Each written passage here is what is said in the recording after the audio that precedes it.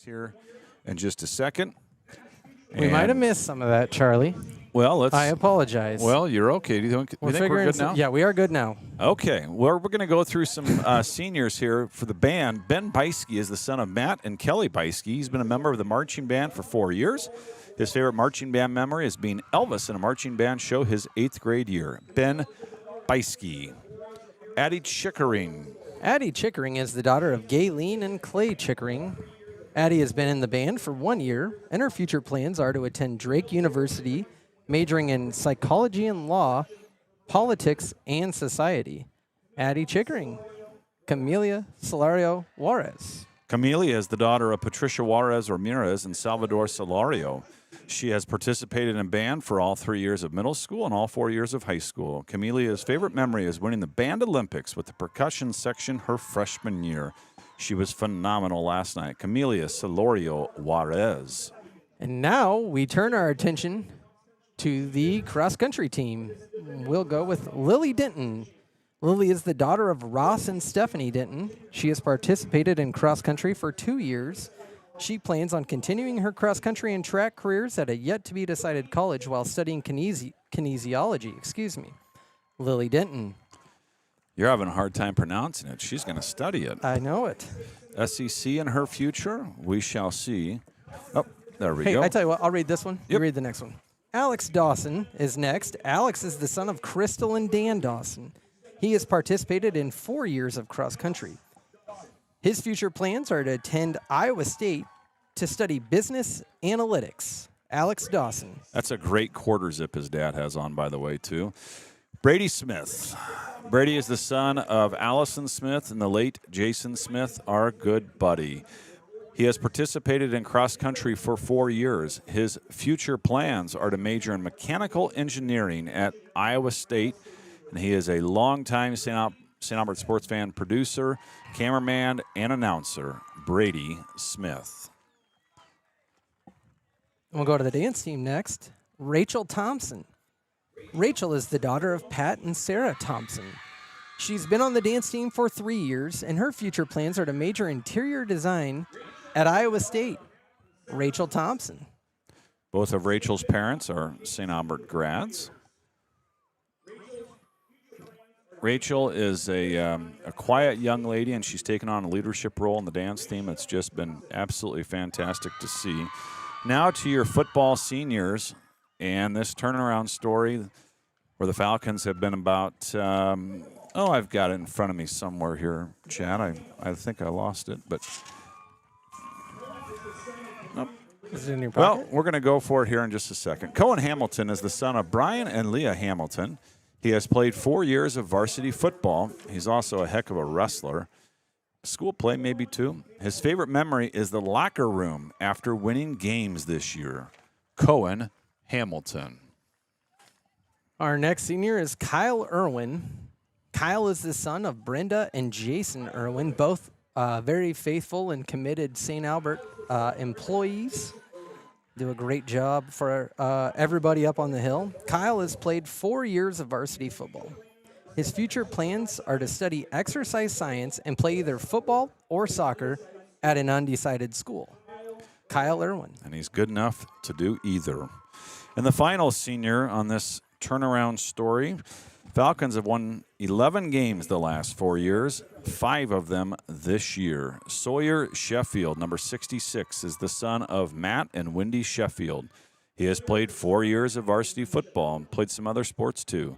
His favorite memory is the inside jokes with his fellow offensive lineman and Coach Schatzberg. Sawyer Sheffield. We've long said those linemen, they're a special breed. They're funny guys, and they have quite a tight bond together. Again, Charlie Narmy, Kellen Underwood, Brady Smith, and tonight trying to fill the Shaquille O'Neal-sized shoes of the Mad Statter, Matt Madsen, is the man who saved the day last week, Chad Hannon. Chad, great to have you on the broadcast. Very excited to be a part of this as we let some of our national anthem singers in here. We're going to grab a picture really quickly. Oh, yeah. So we welcome in tonight the number 8 ranked Woodbury Central Wildcats. Last year's game went to overtime between the Falcons and the Wildcats. It was a thriller. It was the first time we'd ever filmed a game from the end zone. That was fun. I really enjoyed it. I was your cameraman. And I kind of liked the angle too. It was a lot of fun. Great. Mobile is a great town, like small town Americana at its best, with the water tower in the background. You really can't beat it. It was a nice trip, and we'll of course be going up there again next year. Tonight's a big night, Charlie. There's a lot that's about to be decided all across the state of Iowa, but here at this wonderful John and Harriet Wiebe campus on this wonderful field at Iowa Western Community College, the winner of tonight's game will be the district champion. Yep. How we got that game to overtime last year is beyond me. If you recall, Kyle Irwin gets hurt in the game, doesn't play much in the second half, and I'm still stunned we got the game to overtime. And a few calls and a little clockwork did not go the Falcons' way. We expect a battle tonight. BC Moore has Woodbury Central by 17.5. Locally, we've heard the line is a little closer to 13.5 with an over-under around 51.5 for those interested at home. We're going to have a prayer. We are going to have our national anthem. But before we do, we want to thank the St. Albert Game Day sponsor, Waldstein Plumbing and Air Serve of Council Bluffs. Waldstein Plumbing is a full-service plumbing company in Council Bluffs, offering everything from drain cleaning and sewer line repairs to septic installation and household plumbing services.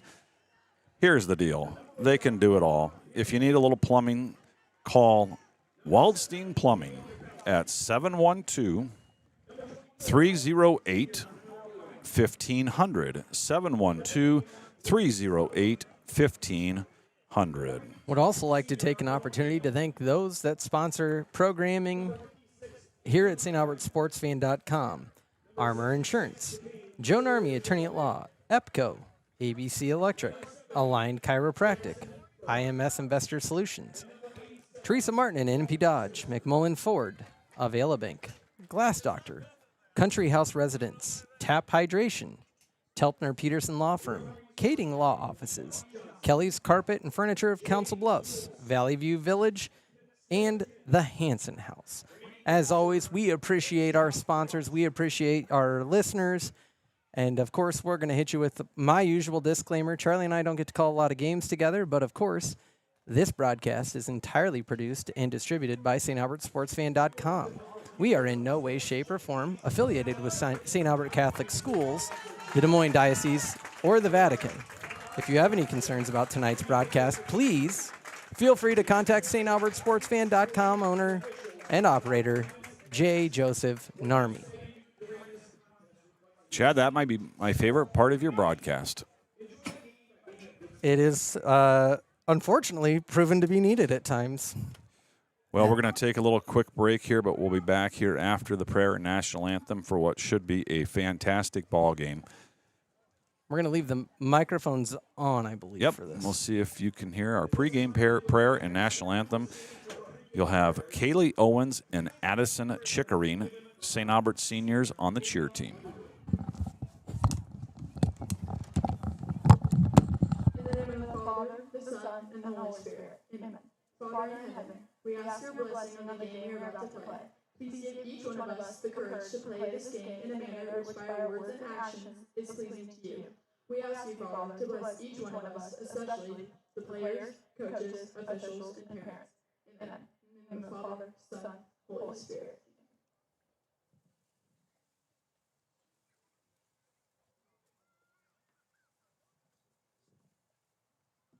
At this time, please stand and gentlemen remove your headgear for the playing of our national anthem. Tonight's national anthem is being sung by two of our senior choir students and cheerleaders, Kaylee Owens and Addie Chicory.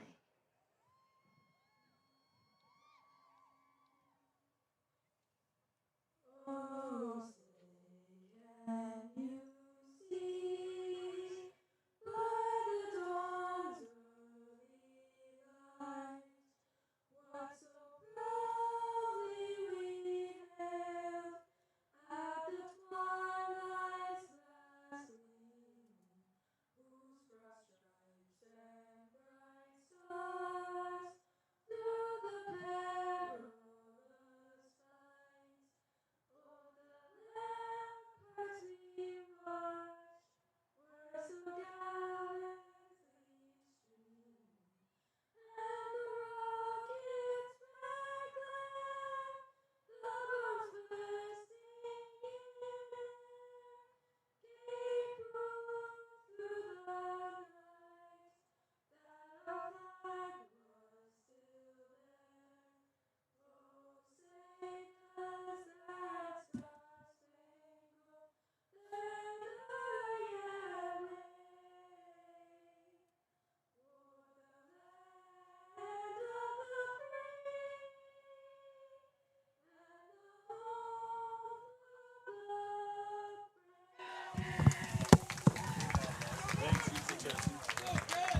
That was Ava Underwood with the prayer, and Addison Chickering and Kaylee Owens, St. Albert senior cheerleaders, I believe, or I don't know if Kaylee's a senior. St. Albert cheerleader, is she? Okay, wonderful. I apologize to Kellen's sister, Ava. I did not give her credit on the pregame tweet for the prayer. I did not know that she had snuck by and was in there. So Ava Underwood, all-state basketball player on her way to Wayne State University to play basketball, with your pregame prayer. This one should be an absolute dandy. As Chad said last year, Woodbury Central beat the Falcons 35-27 in overtime. And again, how that game got to overtime, I'm not quite sure. Owen Marshall, 200 yards passing in the air. Parker Heisterkamp had a great ball game. Kyle Irwin was hurt early on in the game. The Falcons, thankfully, though, will not be seeing Zach Butler. He ran for almost 260 yards last year. They had 5 rushing touchdowns on the game. Tonight they come in with the Lloyd brothers, junior and a freshman, as their leading receivers. They'll wear number 1 and number 7. Jackson Vashur is back, Chad, number 14. Last year he looked very good. He is a balanced quarterback. He looks bigger and better this year. He definitely does. As we were talking a little bit beforehand, I was able to watch a little bit of a few games that Woodbury Central has played, and it's no doubt Verschoor was very good last year as a sophomore. This year, he's rounded out his game. He can run, he can pass. I did not see him catch a ball, so maybe that's just not in his handbag just yet. But I wouldn't be surprised it's there. Jackson goes 6 foot 205. Clearly added some weight this year compared to what he looked like last year. So not an easy task for the Falcons here, as you mentioned earlier.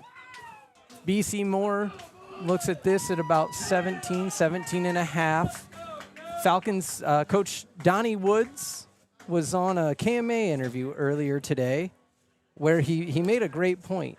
In the big games, in the 3 years that he's been working to turn this program around, and in the big games, the Falcons have not really shown that they are ready for the moment. So this is a great opportunity to turn that corner. A lot of corners in the last 36 months have been turned under Coach Wood's leadership. This is a great opportunity in front of the Falcons to just close another chapter. This senior class was 2-7 their freshman year. Coach Woods' first year, they were 1-8. Last year, they were 3-6. And tonight, they're 5-2, and they get to jump on top of the pile there. A couple of other ball players to watch out for the Wildcats tonight. Number 4, Carter Wright. He goes 6'3", 240. Wonder if he's the grandson of the great Randy Wright up in Mobile. Number 58, Brody Bremer. He goes 6'5", 240. Keep an eye on those guys. And then on defense, you'll also want to watch number 50, Holden Cole. He's 6'1", 90. For the Falcons last week, Cale Yurkowski had a growing up moment. I thought last week was his best game of his career, and he looked like a different player than what we saw in August. He absolutely did, and the run last week really wasn't working for the Falcons, and you saw a couple of really nice, very, very precise passes from Cale Yurkowski, and it kind of gets you a little bit excited. You know, they've been a little bit one-sided at times, whether it's passing or running the ball, and to see a young man really make strides from where he started this season. Started out just fine, and he has come so far this year. Again, a great opportunity for him to continue to develop as a quarterback. The text message line is open tonight, 402-639-0788. 402-639-0788. Plenty of other good games out there tonight. There's a lot of big matchups in Iowa, 4 district championships just like this one. There's also another one in the district that will be for 3rd and 4th place. And so a lot to be decided yet in the district. Over in Omaha, you've got Prep and Westside renewing their rivalry after they've been going at it about 60 years. Prep a lot better than what people thought. You've got Bennington and Scott going at it. That ought to be a good one. And a little farther west, you've got Norris and Waverly. And, of course, we love 8-man football out in western Nebraska. We really love 6-man. Big 8-man game you're watching tonight is a consolidated school from 2 years ago, Humphrey Archbishop. They're taking on perennial power Howells Dodge. Ian Shishrin is set to kick for the Wildcats. He's got a nice leg on him. He's had a great year with extra points. Even made a couple of field goals, long as 25 on the year. And this one is going to be caught by Jessen at the 10-yard line. Blockers out in front. Jessen still on his feet. Running room right-hand side. Still on his feet. 35-40, 45-50. He'll be pushed out of bounds right near midfield. Maybe even something a little bit late, but a great start for the Falcons. Chad said Coach wanted to know if they were finally ready for the big game, and that is a perfect start. Good start for the Falcons. Of course, we know that we have seen this year when Jessen gets a little bit of space, he has that very nice and very impressive track speed to get to the next level, and that was a wonderful demonstration of that by the junior. Now the Falcons will come out in, I'm trying to tell. They're going to, so well, you've got a tight end in there. Yep. So this looks like two receivers to me. Irwin to the left of Yurkowski. Colt Spencer will be your tight end, and this is Cooper Hamilton down towards the bottom. And we're going to reset the game clock. That's the great Randy Baxter, your down official. I don't know what he's technically called, but he's down on your TV screen. That's Barney Johnson. He has gloves on. He's conducting things out there. And Randy, or excuse me, want to thank Miss Persons, who is watching from Mobile tonight. She's just a fan of the entire team. So thank you to Miss Persons up in Mobile. Here is the sweep to Jessen. And Irwin out to block. Not a lot doing for Adrian Jessen. Taken down a little awkwardly. Gain of about 4 in the play. Going to bring up 2nd and 6. Good sportsmanship out there as well. So, again, for the newbies or the out-of-towners, we are certainly homers. It is St. Albert sports fan, but we will try and be fair to both teams and, of course, want to get players called out from both sides. Tackle there made by Brody Thomas, a sophomore, listed as a quarterback and defensive back. So possibly Vershore's backup, maybe. They've got a few guys listed as quarterback on this roster. Kyle Irwin, he's kind of got that lean like he's getting the ball, but he's going to roll out here, and that pass is going to be just overthrown. Good pressure there from number 4, Carter Wright. And again, Wright goes 6'3", 240, and we're going to have another, so we had some issues with the clock here a few weeks ago, Chad. Matter of fact, the officials came up and talked to him tonight. Still having a few issues as Cohen and Cooper Hamilton's grandparents are watching from Nebraska. Go Falcons. Avery Beck, the receiver up top. Cooper Hamilton down below. Irwin in the backfield. They're going to run a little draw play. There's running room. Irwin still on his feet. 35-30. Good downfield block by Hamilton. And Kyle Irwin is going to take it 46 yards for the touchdown score. What a great play call, and a couple of seniors opening up a big hole for their buddies Sawyer Sheffield and Cohen Hamilton lead Kyle Irwin in for 6. As a former receiver, you'll love to see Cohen Hamilton's blocking on the near side. He sealed off the sideline for Irwin, and Irwin took advantage of it. The Falcons are on the board. I don't know if you could have drawn it up much better than this for them. Jessen's return to midfield sets the Falcons up. And Hamilton's kick is up and good. Falcons lead 7-0. That'll send a few shockwaves around the state.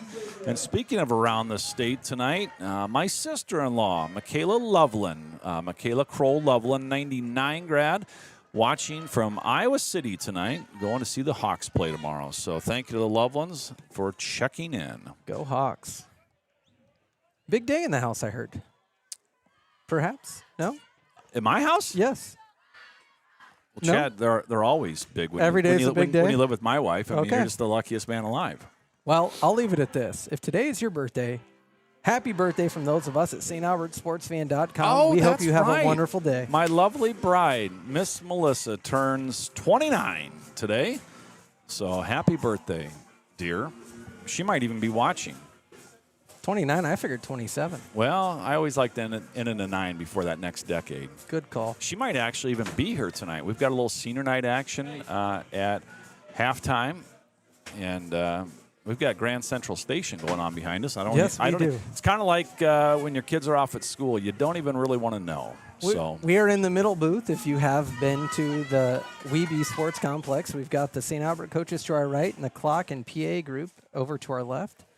A lot of traffic going on at the moment. Well, the Falcons are they're gonna fake it there. Did anybody actually believe they were going to do that? But we'll roll with it. Hamilton will be set to kick, and he is fantastic. Division I prospect, probably as a punter, but he's a pretty nice place kicker too. That one goes into the end zone, and of course in Iowa high school, the moment that does, the ball comes out to the 20. So a nice weapon, and here comes the vaunted Woodbury Central attack. They are very balanced. They can do it all, and they are big up front. Coach Woods' brother Sean and wife Ashton are checking in from Oklahoma City. Thank you, Woodses. Got your parents last week. And I'm just trying to look up something here before I insert my foot into my mouth, Well, which is we gave the disclaimer earlier. So here is Jackson Verschure shotgun. He's got two backs directly to his left. That is unique. And they're going to give it and run a little pull. And he'll pick up about 4 on the play. And so they're going to pull the left side and have that first back lead him out. And so your defensive line tonight is going to have to just kind of make a car pile up out there. 51 is Luke Sundberg. 52 is Cohen Hamilton, the senior. 4, his little brother standing right behind him. They're going to move him up on the safety. 66 is Sawyer Sheffield. 70 is Jack Burt. And we're going to look deep now. A lot doing. And that ball's going to be intercepted by Adrian Jessen at the 38-yard line. Great coverage. Jessen still on his feet. 50, 45, 40, where he will be brought down. Hamilton on the coverage. Jessen, go back and rewind that at home. He leaves his man and goes over and gets the football. Adrian Jessen with 2 monster plays early, and the Falcons are back in business. Love to see that from the Falcon defensive backs. They've been playing the man a lot this year. Looked like some bracketed coverage perhaps from the defensive backs. Good to see. I believe that's just the third. I believe that is the third interception for this team on the year. Cooper Hamilton 5th in Class A in point after attempt completions. Hamilton being down below. Here's Avery back in motion. They're going to give this to Irwin right-hand side. There's a flag down on the play. And probably not great for the Falcons. Again, the text message number tonight, 402-639-0788. 402-639-0788. False start on the Falcons as Tim and Linda Vogel checking in from the Phoenix area, watching the Big Red. But, of course, the Falcons on the main screen. Hopefully the rain and the torrential downpours and flooding has stopped down in that area. All right, 1st and 15 for the Falcons. Need to get to about the 31-yard line. We're going to roll the clock. Falcons need to keep the momentum. Now they'll bring Irwin down to the bottom. Empty backfield. Going to put Colt Spencer at the tight. Couple of receivers up top. And Yurkowski struggles with the snap, and he's going to be just behind Cooper Hamilton. But he got rid of the football. Going to bring up 2nd and 15. Falcons dodged a bit of a bullet there. Holden Cole, the, I would say, probably lock for all district, maybe all state middle linebacker for the Woodbury Central Wildcats. Over 50 tackles on the year. He could have probably intercepted that. He got a mid on it. If he would have intercepted that, he probably was untouched. How'd you like to be the Falcon offensive line and see Brody Bremer on one side at 6'5", 235, and Carter Wright at 6'4", 245 on the other? Falcons going to try and get him wide. Here's a little screen to Hamilton. Well, he will be tossed down after a gain of about 4, going to bring up 3rd and almost 11. Very close to the original line of scrimmage. See what Coach Woods had a heck of a 3rd down play call in his hip pocket last drive. We'll see what they can do on this one. You're thinking draw, you're thinking screen. Well, they probably are too. So what else you got in the playbook? I liked that. I think it was on 2nd down on the first drive where Irwin kind of hit the flat. It was there. The pass was just a little bit out of reach. Perhaps something involving the tight end here would be good. Irwin in the backfield. And now they're going to run draw with him. If it worked once, let's go for it twice. He's going to be spun down by Abe McGill after a gain of 3. Going to bring up 4th and 8. And I think you got to punt the football here, Chad. I know the analytics nerds might argue otherwise. But sometimes you got to have situation. You got to have flow. And Coach Woods says, that's why you're up here and I'm down here, as he sends in Bennett Johnson into the ball game. Hamilton's hanging out in the back there. Okay. We'll see what happens. He's taking the gloves off, which is a pretty decent indicator that he's going to punt. And as we say that, he's not. It's the Iowa fan in us coming out. Well, plus as my wife reminds me or tells me, seldom right and wrong again. Avery Beck in motion. Hamilton down below. Look at that press coverage. Yurkowski's going to drop straight back. He's got pressure. And there was that pass, Chad, that you called out to. Pretty good ball. Goes incomplete. And now Woodbury Central survives a turnover, and they are back at it on about the 40-yard line. 8 minutes to go here in the first. You are so lucky that Kellen Underwood and Brady Smith are running the score bug and the camera. That score bug is awfully nice. Last year, Catherine Narmy was running it for us up at Woodbury Central, and come to find out after the game, it was never turned on. That was our fault. Ben Crone checks into the ball game for the Falcons at the safety position. The Falcons look like they have about 7 guys in the line of scrimmage. I would assume a couple of them are going to back out. This is unique. Looks like a little NFL play there. And Crone cannot bring him down, but Beck will, but not until after a gain of 13 on the play. So the Falcons do bring some heat. Well, that's the dangerous part. If they get by you, there's nobody at the second level. Crone slows him down, and Beck cleans him up. 1st and 10 at the 49-yard line. They like to pull out of this, and they will again. This is McGill with a great stick by Ben Crone. They blew the whistle late last week. They're blowing a little bit early tonight. Excuse me, that was Sam Dominic. Going to bring up 2nd and 9.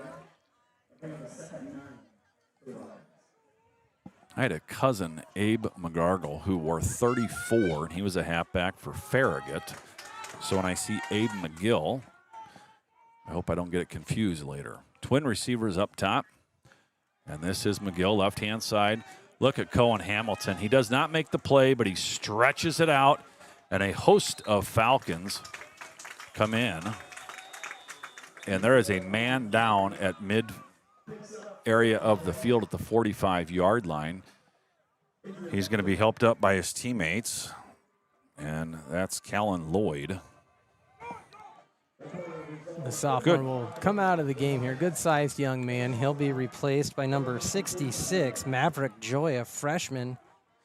All right, so this is where we're going to put people to work. Miss Persons, who checked in from up north watching her Wildcats, I assume all these Lloyds are related. Are they brothers?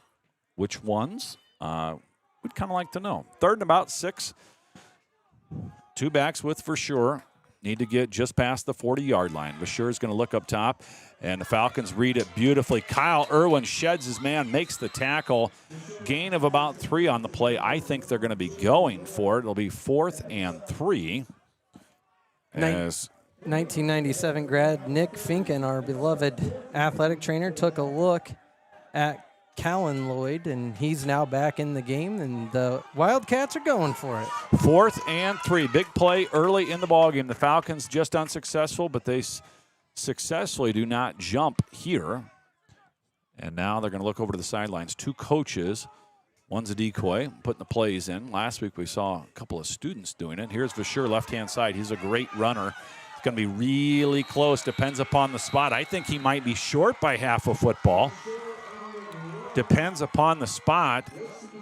They never measure in high school, but I think he's short. That's a big stop against Big Vashur. He's an all-state candidate, and the Falcons come up with a big play here early. Good run by Verschoor.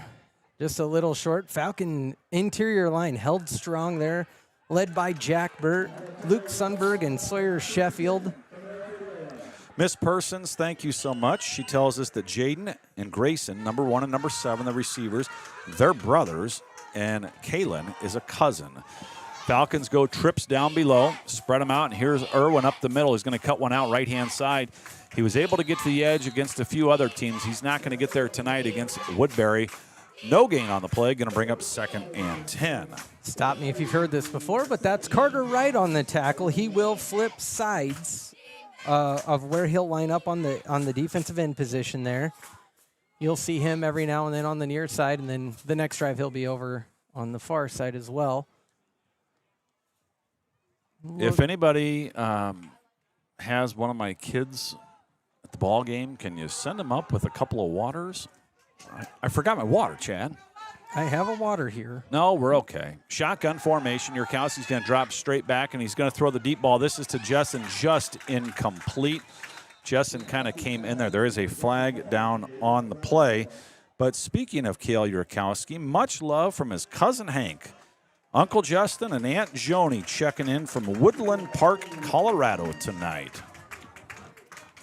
It'll be a hold on the Falcons. Carter Wright is not Randy's grandson, but Randy, he's still the great Randy Wright from Moville. Got a couple big businesses up there. Son was a former ball player at Morningside. All right, 2nd and a mile. Pretty easy math here. The Falcons need to pick up 20 to get to the 50. Beck and Hamilton down below. Jessen stays up top. Irwin's going to flare out, and the Wildcats had it read beautifully. Brody Bremer in on the stop. And so now let's try 3rd and 27. Nice play by Bremer. Again, you see right there, Bremer and Wright will switch sides. It's a rather innovative coaching staff, I would say, with Woodbury Central with the hand signals on offense, and they're constantly mixing things up. Fancy. You'll Trip receivers up top. Maybe just throw the bomb here. If they pick it, well, it's kind of like a punt. And as I say that, they'll run Irwin off right-hand side. Irwin, not a lot doing. About 3 on the play. Going to bring up 4th and 24. And here comes the All-State candidate, Cooper Hamilton, to punt. A lot of fireworks to start. Defenses have settled in as this game has gone on. And if you had the under on the game time completion at 9:29 p.m., you like that. The Falcons have played world record length games this year. Last week was quick, though. Hamilton will stand at his own 12. Patrick McGill will snap. It's a good one. Good up blockers, but it is nearly blocked. It's kind of tipped, though. And that's going to go out near midfield. Might even be around the 45-yard line. So that ball either was not Cooper's best effort, or the effort, I'm sure, was great. Excuse me, Chad. But it might have been tipped. I think that was Brody Hegman that got in there. Nope, I stand corrected. That was Maverick Joy that got in there. And Maverick, what a great name. Good first name, good last name. Maverick Joy, yeah, that's an all-timer. That's a good one. First team all-name candidate right there for the freshman. Yep. The brother is Jaden Lloyd. He is kind of towards the middle of your screen, and Grayson Lloyd near the top. One's got more receptions. The other one's got more touchdowns. Mom loves them both the same. Jackson Verschoor and McGill in the backfield. I think you might get a heavy dose of both this drive. And here is McGill left-hand side. We're going to try and establish a little line of scrimmage. Gain of about 2 on the play. Not a great spot for the Wildcats. We'll take it. Going to bring up 2nd and 8. Wildcats love that inside zone trap play. If you've seen them play it all this year, you know they run it pretty regularly. Falcons doing a nice job choking things up in the middle so far. Jack Burt's a big, strong guy. So is Sawyer Sheffield as Hamilton comes in. And he's assisted by Ben Crone and Colt Spencer. Excuse me, Colt Spencer. Falcons in their alternate black uniforms tonight. It took a lot longer than we thought for you to bring that up. Did the overhit on that? It hammered. How about this? I love the traditional gold and green helmets. How about that? 3rd and about 7. Falcons coming with pressure towards the top, and actually now they're going to drop Sawyer Sheffield into coverage, and that ball is nearly caught, but not after it's almost picked by Ben Crone. Now it's going to bring up 4th and 6, and we have settled into an offensive struggle and a defensive slugfest. Justin and Milicia Peckney checking in tonight from Arnold's Park. Appreciate all we do. I think they're talking about Kellen and Brady right next to us. Cats are going to go for it. All right, trips up top with the Lloyds. Versure is going to look that way, and it's going to be overthrown. Give credit to 56 Andrew Beckman, Colt Spencer, and Jack Burt for good pressure out there. And, Chad, that's got to be a major confidence builder. You've now legit stopped him twice. You'd think so. The start of the season, the Falcon defense struggled quite a bit. They've settled in very nicely the last couple of weeks. We've heard Coach Woods speak to members of the media about a renewed emphasis on tackling form and team defense. You're seeing that show up, especially these last 2 weeks. Little tighter bunch formation for the Falcons. And they're going to give it to Irwin over off right-hand side. A little different play call this time. Nothing doing. He's going to bring it back, still on his feet, and come down about the 45-yard line. Ball did come out, but the Falcons recovered it. Going to bring up 2nd and almost 7. We will have a first down here because of a horse collar. Okay, I was wondering. What was weird, though, it really wasn't inside of the shoulder pads. It was just so the top of the explain for the folks at home.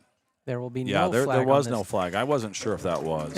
And I think that's one of those deals. No harm, no foul. You throw it and then talk about it with the crew a little bit better. Why I did not believe that was a horse collar is because the hand wasn't inside of the shoulder pads. It was more of a grip on the jersey, if you will, which, of course, is allowed. Of course, that's been put in place to prevent pulling a person back to hurt their knees or legs. Trip receivers up top. Irwin over off right-hand side. A little more running room this time. Trice cutting it outside. Going to cut it inside. Flag down on the play in the area of holding. And, of course, you may remember in the fall of 98, Blanchard Johnson III, one of the greatest to ever come out of St. Albert, literally snapped a leg. You could see the bone from a horse collar tackle. Amy Rollis checking in, and frankly, she loves the black uniforms. She remembers playing them October 23rd of 2020 when her son Sam was a senior. And they beat him for the district championship and then went on to beat Logan to go to the Dome. So thank you to Amy and Chris Rollis for checking in. Great all-around athlete Sam was. Played ball, played football at Wayne State. Could have played a lot of things, a lot of places. Hamilton and Crone down below. We'll get you that offensive line here in just a second.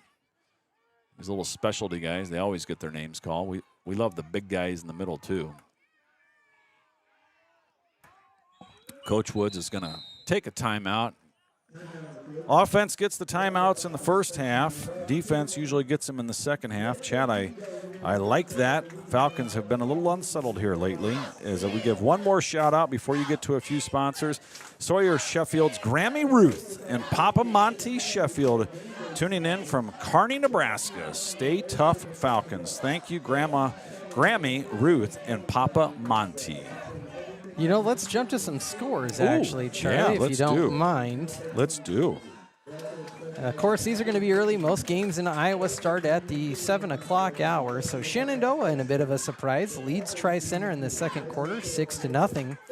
A game that I personally have my eye on. Number 1, Carroll Kemper Knights, 14. Number 5, Okoboji Pioneers, 0. You said 14-0? 14-0. Elsewhere, Mount Air, 15. Southwest Valley, 0.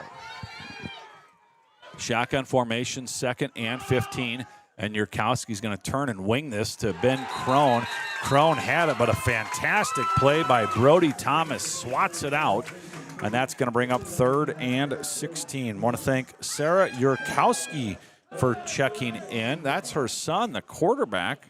She's in Louisville, Kentucky right now on a little business trip. And she's wondering if we can zoom it out just a little bit. She said we're super close. Brady, if that was anybody else other than the quarterback's touch. mom, we may ignore it. But thank you, Sarah Yurkowski, checking in from Louisville, Kentucky tonight. 3rd and 16, twin receivers each way. And there's son Kale. And he's going to drop back and throw the bomb just over Ben Crone's head. And the Falcons will be forced to punt.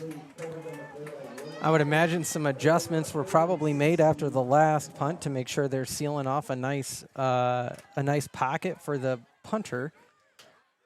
So while we're determining first place in the district here in Council Bluffs tonight, in Logan, they're determining who will get the last and final playoff spot in this district. Currently 0-0 between Logan and Akron Westfield. So the winner of that game is definitely 3rd. 4th. 4th, excuse me. IKM will be 3rd. Okay, thank you. And here's Hamilton's punt. This one is a beauty. A spinner that's going to be caught down about the 25-yard line. And now that defense will need to go to work once again. 2 drives and 2 stops for the Falcon defense. Going to fit a couple more scores in here. TJ, in a bit of a shocker, leads Glenwood 7-0 in the first quarter. Whoa. Fremont Mills leads the Fighting Dale Scotts of East Mills 14-0. Riverside down to ACGC 14-7. That might be 14-7, 30 seconds into the game. That thing could be a shootout. LC and ADM tied at 7. All right, shotgun formation. You know the deal. They like to run the trap with this. They pull one of the guards and have a fullback lead him out. And as I say that, now they're going to look on a little flag pattern. That ball is going to be caught by Jaden Lloyd right near midfield. And it'll be 1st and 10 for the Wildcats right near the 50-yard line. Is Jaden the one with the most targets or the most touchdowns? The number 1 most targets, he's the junior, 7 little brother, the freshman. He's got the most touchdowns. Okay. For sure takes the snap. Yeah. Sorry, you're a little busy there. He's going to hit a screen pass over here. Benedis. Benedis is going to be tackled by Ben Crone. Great hustle by Crone. Crone will have him down about the 3-yard line. Great catch and run by Benedis. And we'll see where that's marked. Looks Nathan about Benedict's on a 46-yard grab. Now, last year, this was a lot of quarterback keeper when they got deep. And Brasure has plenty of touchdowns on the year. But this one's going to go over a left-hand side to Sam Dominic, and he will go in for the score. And just like that, late here in the first, it's 7-6. quick response from the Wildcats, which you would assume, you know, this offense can turn on a dime. Puts really puts the emphasis on valuing each possession if you're the Falcons. 100%. Good extra point team. They've actually had a couple guys with multiple extra points. It's a little low one, but it is up and good. That is the Iowa Western practice facility in the blue that you saw in the background at beautiful Iowa Western Weeby Stadium. It's the Marshall Chad, you got Complex. the Marshall Athletic Complex. You got a Husker, Minnesota score for us by chance? We got a lot of Husker fans in the area. A lot of people also rooting for Minnesota tonight.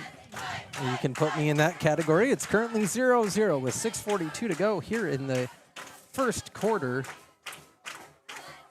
Nebraska with the ball about the 15-yard line, trying to back to the end zone. Looks like Nebraska's going with a little pink out, with the pink end, the pink stripe, the whole thing. The Fighting Flex are usually tough on Friday night up there, so that game will be interesting. Other interesting ball games tomorrow. You've got LSU at Vanderbilt at the 11 o'clock spot, and that's a 1.5-point game. Who would have thought that coming into the year? Later on, you've got Tennessee at Alabama. Iowa will host Penn State 6:30 on Peacock. And the other America's team, the Notre Dame Fighting Irish, will be hosting the USC Trojans at 6:30 on NBC. Hawkeyes, Penn State, 6 p.m. Peacock. Big rivalry with USC and Notre Dame at 6:30 on NBC. Thank you so much to Allie Hannon for bringing me a water. She sneaks in, she sneaks out. Oh, thank you, thank you, thank you. Before the kick here, a bit of a surprise score. Louisville 14, Miami 10. Louisville gets a lot of recruits out of Miami. That's a big game for those guys. Jessen will take it at the 10. Falcons forgot to block somebody. Now Jessen's going to go backwards. Ball went on the ground. The ball went on the ground. But the Falcons do recover it. And give credit to Brody Pellett and Bennett Johnson, who went in and covered up that football. Otherwise, that could have been a game changer. So Jessen gets spun around. Ball comes out, and took Benny Johnson and Brody Pellett in on the recovery. Took quite a pop there on that spin around. He's catching his breath on the far side. He'll be the receiver at the far side of your screen. Avery Beck inside of him, and Cooper Hamilton down at the bottom of your screen. We'll get you those linemen here in just a second. As here is Irwin up the middle as the line makes a little running room. So Kyle Irwin likes to bounce it outside a fair amount. That's not there tonight with those big defensive ends. But, Chad, they're starting to make a little headway up the middle. Yeah, they are. You know, and speaking of the middle, Cohen Hamilton, longtime center for the Falcons. I believe this is his third year as the starting center.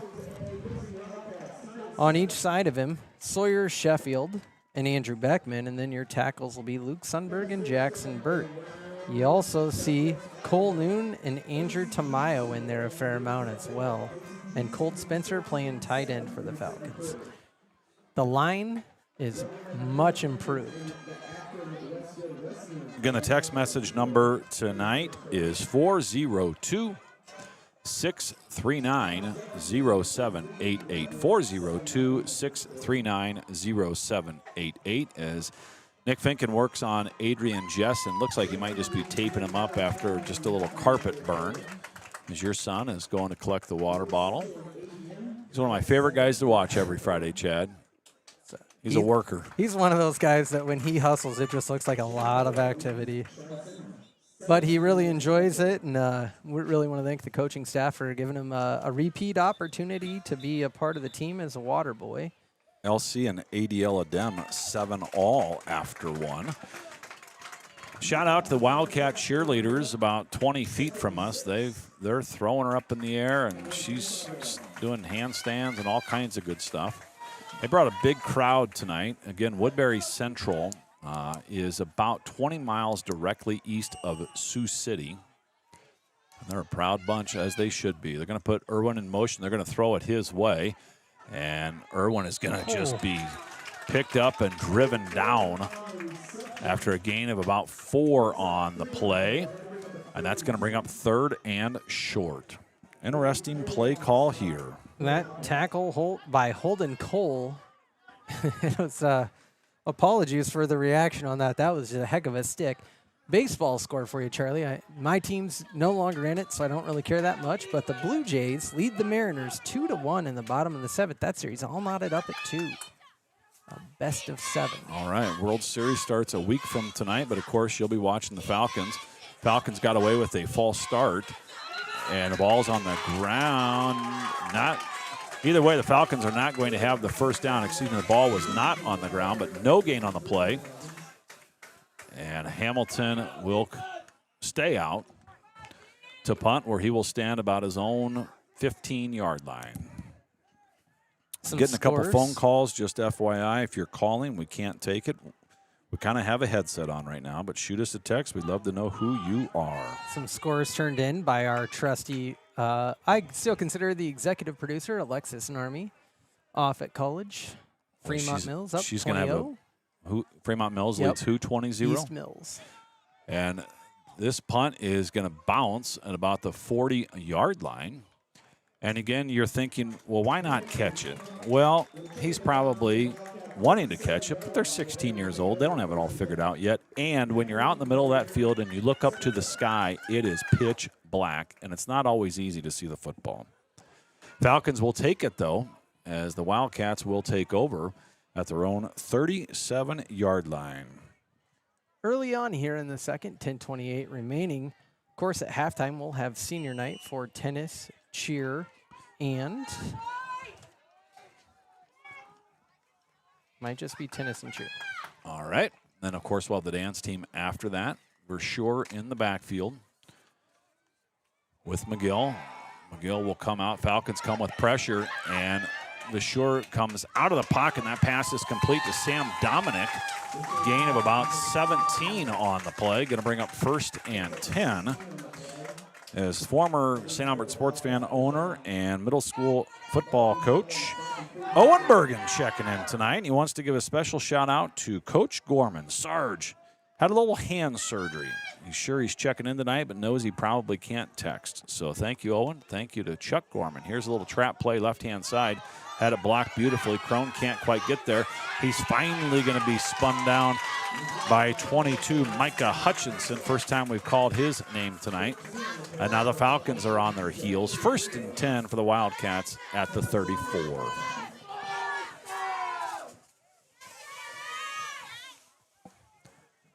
Trip receivers up top. For sure, McGill in the backfield. Jaden Lloyd, the junior, down below. Excuse me, that's not Lloyd. This is Cameron Lloyd, the one that's got the touchdowns. He's going to be just overthrown. We want to thank Coach Cannon. Coach and Shirley are checking in from Chicago tonight. They're with their daughter, Heather, and husband, David, awaiting the delivery of their first son. We've already got him named, Sebastian. So congratulations to Heather and David in Chicago, expecting their first son, Sebastian. Thank you to Coach Cannon for checking in. And here is the give to McGill. That's just good, hard-nosed football each way. Gain of a couple on the play. Going to bring up 3rd and about 7. Aaron and Lisa Walter checking in tonight. They give us the update. The Gophers and the Bug Eaters are all tied up at 0. And I think Aaron's got the wrong quarterback listed there. I think that's the quarterback from a few years ago. Twin receivers up top, 3rd and 8. Jackson Walter, top 10 finish cross-country Hawkeye 10 meet yesterday. Falcons cannot quite get there, and that ball is going to be caught at about the 3-yard line by Jaden Lloyd. Beautiful ball just out of the reach of the Falcons, and that's going to be 1st and goal for the Wildcats. Talk about fitting it in the window there. What a throw by Verschoor. What a catch by Lloyd. Woodbury Central cooking here. McGill in for the touchdown. In from 3 yards out, and the Wildcats will take the lead. It's 13-7 PAT pending. All right, Chad, I've got a little pronunciation guide from Miss Persons tonight. Very nice. Now, Miss Persons, I cannot promise you that we're going to remember this. Cole, K-O-E-L-E, is actually Cooley, pronounced Cooley, as that kick is up and no good. A flag down in the play. I'm not sure it's going to matter. So it's Holden Cooley. Cooley. All right, you ready for the next one? Yes, please. Verschoor, the quarterback. We've been calling him Verschoor. It's Verschoor. Oh, boy. Verschoor. Okay. Okay, well, we feel foolish. I feel really dumb right now. but can you admit V-E-R-S-C-H-O-O-R?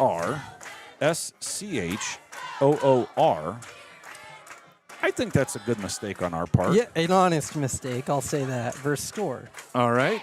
And now we got we got another one. I called him Shishirin. I watch too much hockey. Tschirren is pronounced Sheerin. Sheerin. What number is that one? Well, I'm trying to find him too. He had a kick earlier.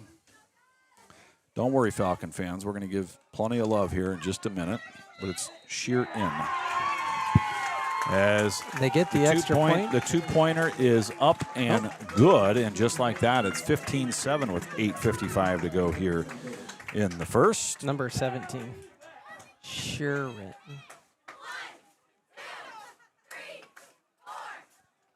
Yep. Costly penalty there. She texted us back.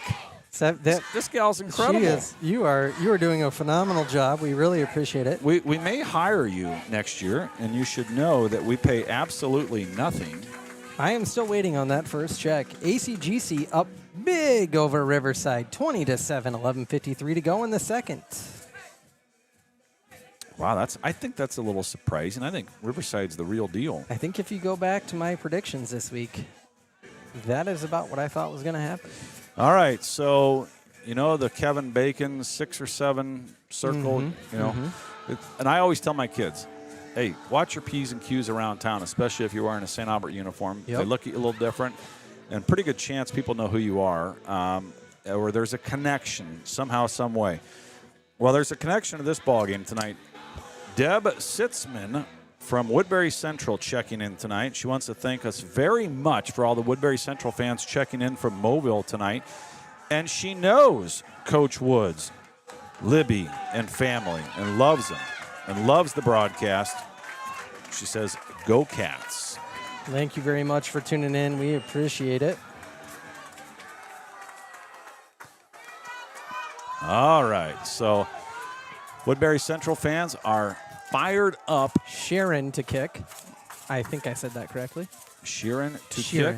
And Ben Crone to return. Wants to take it out left. Not much doing wisely. Just tucks it up. Gets another 3 or 4. And the Falcons will take over at the 30-yard line. We've talked about it before. Momentum is such a real thing in sports, especially youth sports, especially volleyball and football. And the Falcons need to get a little momentum back. Still a long ways to go here in the second, 8:45 remaining. As a reminder, the Wildcats will get the second half kick, so there is an emphasis on opportunity here for the Falcons. We've gotten word that the camera needs a little focus, but I'm here to tell you it's not our amazing cameraman, Brady Smith. Sometimes the camera just goes in and out of focus. We had this experience at volleyball the other night, as here's Ben Crone on the little sweep play. Again, not a lot doing, so the Falcons without a lot of success in the passing game so far tonight, and so the Wildcats are going to focus on the run with 8:30 to go here in the first half. A couple of stats for you through one quarter. Yurkowski 2 for 7, no touchdowns, no interceptions. Irwin 6 rushes, 59 yards. Jessen 1 rush for 4. Irwin, of course, with the touchdown. Cooper Hamilton 1 catch, 5 yards. Kyle Irwin 1 catch and no yards. All right, so the Falcons, I think, have seen, well, outside is not working a lot. How about a little up the middle? Here comes Avery Beck. You know what he's going to do. He's going to go up the middle. He's going to try and carry guys, pound guys, run them over. He'll get 7, maybe 8 on the carry, as Cohen Hamilton's a little slow to get up. We don't know if that is in the wrist area or what they call in the WWE the breadbasket. But he'll stay out there. Going to bring up 3rd and 1. Irwin to check out. Crone in. Chad, you might have just gotten the greatest compliment of your life. Oh, boy. Is he now the Chad statter? She's always been my favorite child of yours. Alexis says we've got the Mad Statter. Is he now the Chad Statter? 3rd and 1. New school football. Falcons go shotgun. And here's the give to Beck up the middle. That's old school. We're going to pound it right at you. Going to be really close. Depends upon the spot. Yep, they're going to give it to him half a football. No check on the spot from the chain gang. But, of course, we want to thank Mike and son Matt Noon. Matt's been doing it 20 years. Mike's been doing it nearly 40. Fritz Crone, and then the rookie son Brad Crone. And Fritz has been doing it well over 40 years. So I want to thank the Crones and the Noons for running the chain gang tonight. As we've said, the great Dale Poole, they finally let him retire a few years ago. And here's Beck over off left-hand side. And so this is what I think you like to see, Matt. Coaching staffs making adjustments. And Irwin, who went over 1,000 yards last week, has been unbelievable, but has not been able to get outside tonight. He had that beautiful run up the middle. I think the Falcons decide it's time for a little power game. And that's what they're doing here. And at the very least, draining a little momentum possibly. Yurkowski will get the play call and run in. It'll be interesting to see if they work Irwin in the slot, perhaps, in that kind of formation with Beck on the outside. They're going to go empty here.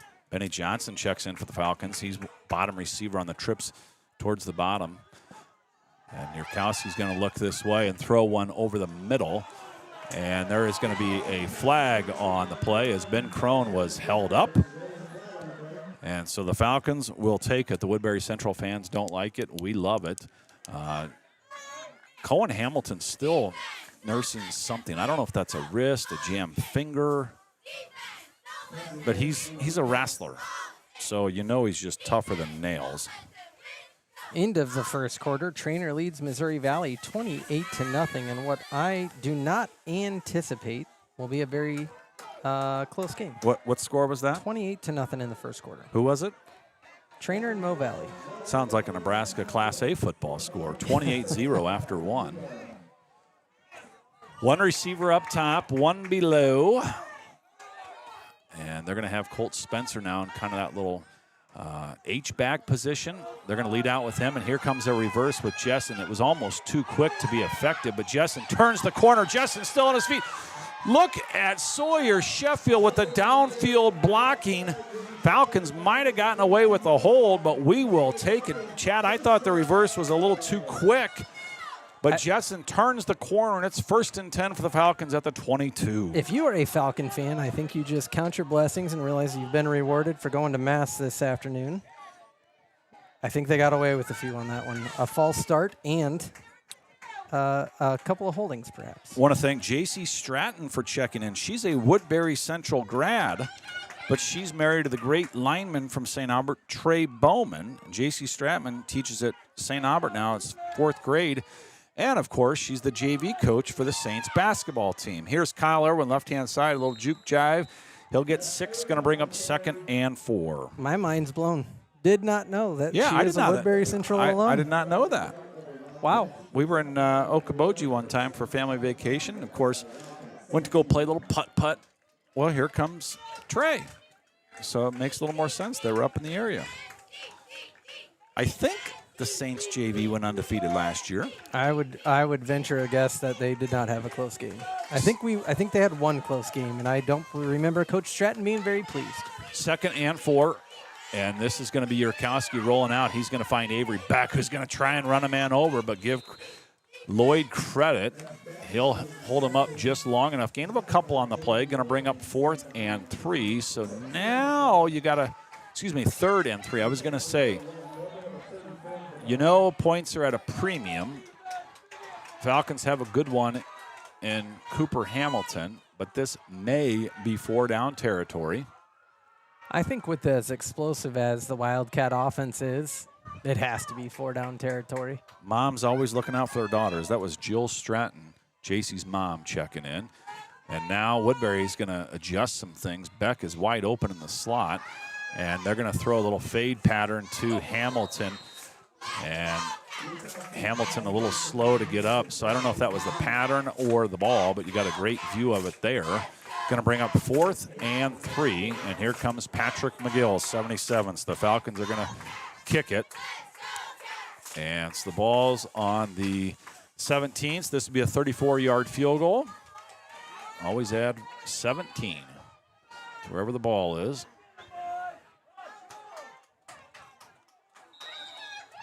And now the Falcons will call a timeout. Going to maybe ice our own kicker. Possible touchdown by Minnesota.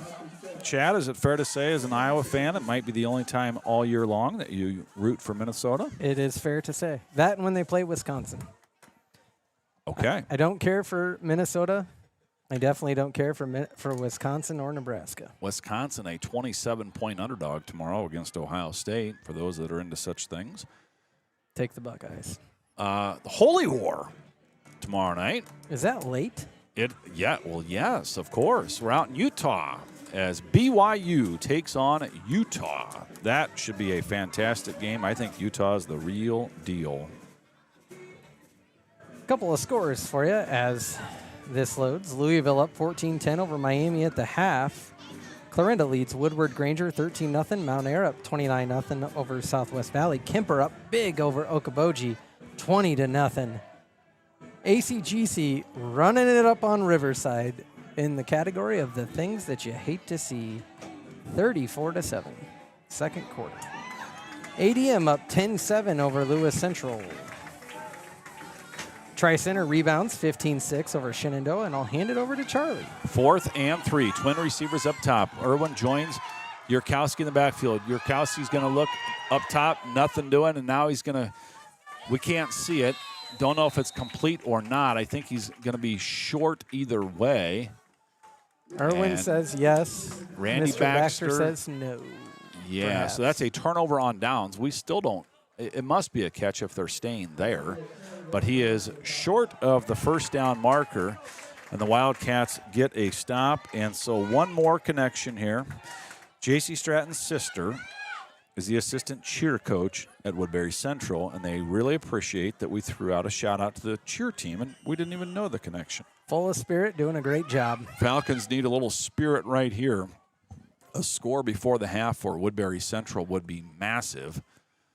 Shotgun formation with first score, and he'll come out of the pocket and now throw a good ball over the middle to Sam Dominic. Dominic stays on his feet, and he will finally be pushed out at the 40-yard line. So that's the problem. When Verscore gets out of the pocket, he can run. The Falcons know that, but his receivers stay in their pattern, and he throws a good ball. And that is my daughter checking in. Yes, dear, I'm walking with you at halftime. Said Alexis would have used choice words to make sure. My second one's a little sweeter. And here's the give to McGill over off left-hand side. Good downfield blocking. Crone will finally get him down about the 14-yard line. Big hole left-hand side. Woodbury Central starting to establish a little dominance here. And a shocker. No, excuse me, this is not a shocker. Westside leads Prep. Westside leads Prep in the Battle of Omaha, 21-0, mid-second. Eeks. I thought Prep would be competitive. Trips up top. Well, there's kind of the top one, then there's a little. They're going to put 2:02 back on the clock. Maybe 3:02 on the clock. They keep looking at us. I pointed to our left like, hey. We won't mention, but it's a first-year volunteer running the clock, and a first-year volunteer that I don't think is overly familiar with the game of football. So we're all learning may here. want to think about that next time. Trips up top. But we know the person, and that person is wonderful, wonderful person. 1st and 10. Falcons need a little something. How about a turnover? For score in the backfield with McGill. And here is McGill over off left-hand side. Big hole, not touched for 7 yards. And he'll go down to about the 6-yard line. Going to bring up 2nd and 1. And now Woodbury Central content to work a little clock. That inside zone working for the Wildcats. It took them a while, but credit to them. They stayed with it. They know what works for them. Falcons were down pretty good last year and took the game to overtime, so we're a long ways away from this thing being over as McGill goes in for the touchdown untouched. And just like that, it's 21-7 with 2:34 to go here in the first half. Big drive by the Wildcats. Very impressive, of course, set up by the pass from Verscore to Dominic. Gain of about 40 yards there. Really set them up well, and it was all on the ground from there. And this is Sheeran's kick. and Ian Sheeran is good, and it's 22-7. So again, this ball game for the district championship, the loser will be the number 2 seed. The way it will work, the 1 and the 2 will both host next week. The 1 will play the 4, and Chad will give us a score update there in just a little bit. The loser of this game will play the 3, but not from your own district. Now, it's not like the old days where you had 8 districts and the 7 gets paired with the 8. You don't know who you're going to get paired with. We will find out tomorrow morning at 10 a.m. And the bracket is not outlined the entire way through like the old days when the district champion and the district runner-up got in. After the first round of play, then they're going to put you in a pod. So we have no idea who the opponent will be next week, but we know the Falcons will be at home at 7 o'clock. In the battle for 4th place in Class A, District 8, Logan Magnolia up at the end of the first, 7-6 over Akron Westfield. And Charlie, I'll save my prediction as to who I think these teams, what other district they'll be paired with next week for later in the evening. Angie Sleezer checking in from Woodbury Central, watching from Mobile. Go Cats. Sheeran will kick off. Back deep for the Falcons will be Ben Crone and Adrian Jessen. Jessen had a return out the 50 earlier, and he's going to take this at the 14-yard line and fake it to Irwin. Good fake. Jessen still on his feet and brings it out to the 35-yard line. So he's had quite a game so far tonight as 22 Maxton Butler takes him down. A couple of baseball scores for you. In the bottom of the 8th, we're all tied up between the Jays and the Mariners, 2-2. That's a fair matchup. And then just underway in the bottom of the first, the Dodgers have 1 on the board over the Brewers. Of course, they lead that 3-0. That series is over with the Dodgers win this evening. Chad, you're a baseball nerd. Yes. What's the salary cap of the Brewers versus the Dodgers? As Irwin comes over off right-hand side, then he is hit hard by Sam Dominic. And the Falcons need to find a little emotion themselves here late in the first half. Look a little shell-shocked right now. We got to get a little something going. Going to bring up 2nd and 9. So the Brewers' payroll's around $108 million. Sounds like a lot. It is. I mean, that's a lot of money. It doesn't matter, right? I mean, I don't know why you got to put a number on it. But for comparison, the Dodgers, $355 million. Mm-hmm. Plus a little luxury tax.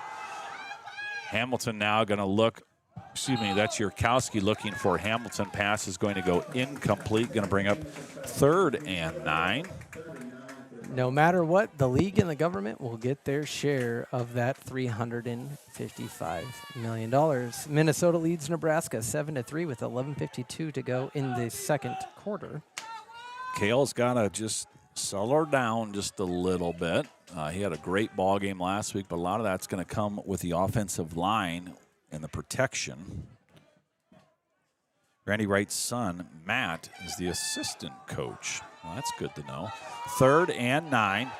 And Yurkowski's going to look up top, and that pass is just overthrown. Great coverage, and the Falcons will be forced to punt on 4th and 9, and now a must-stop territory.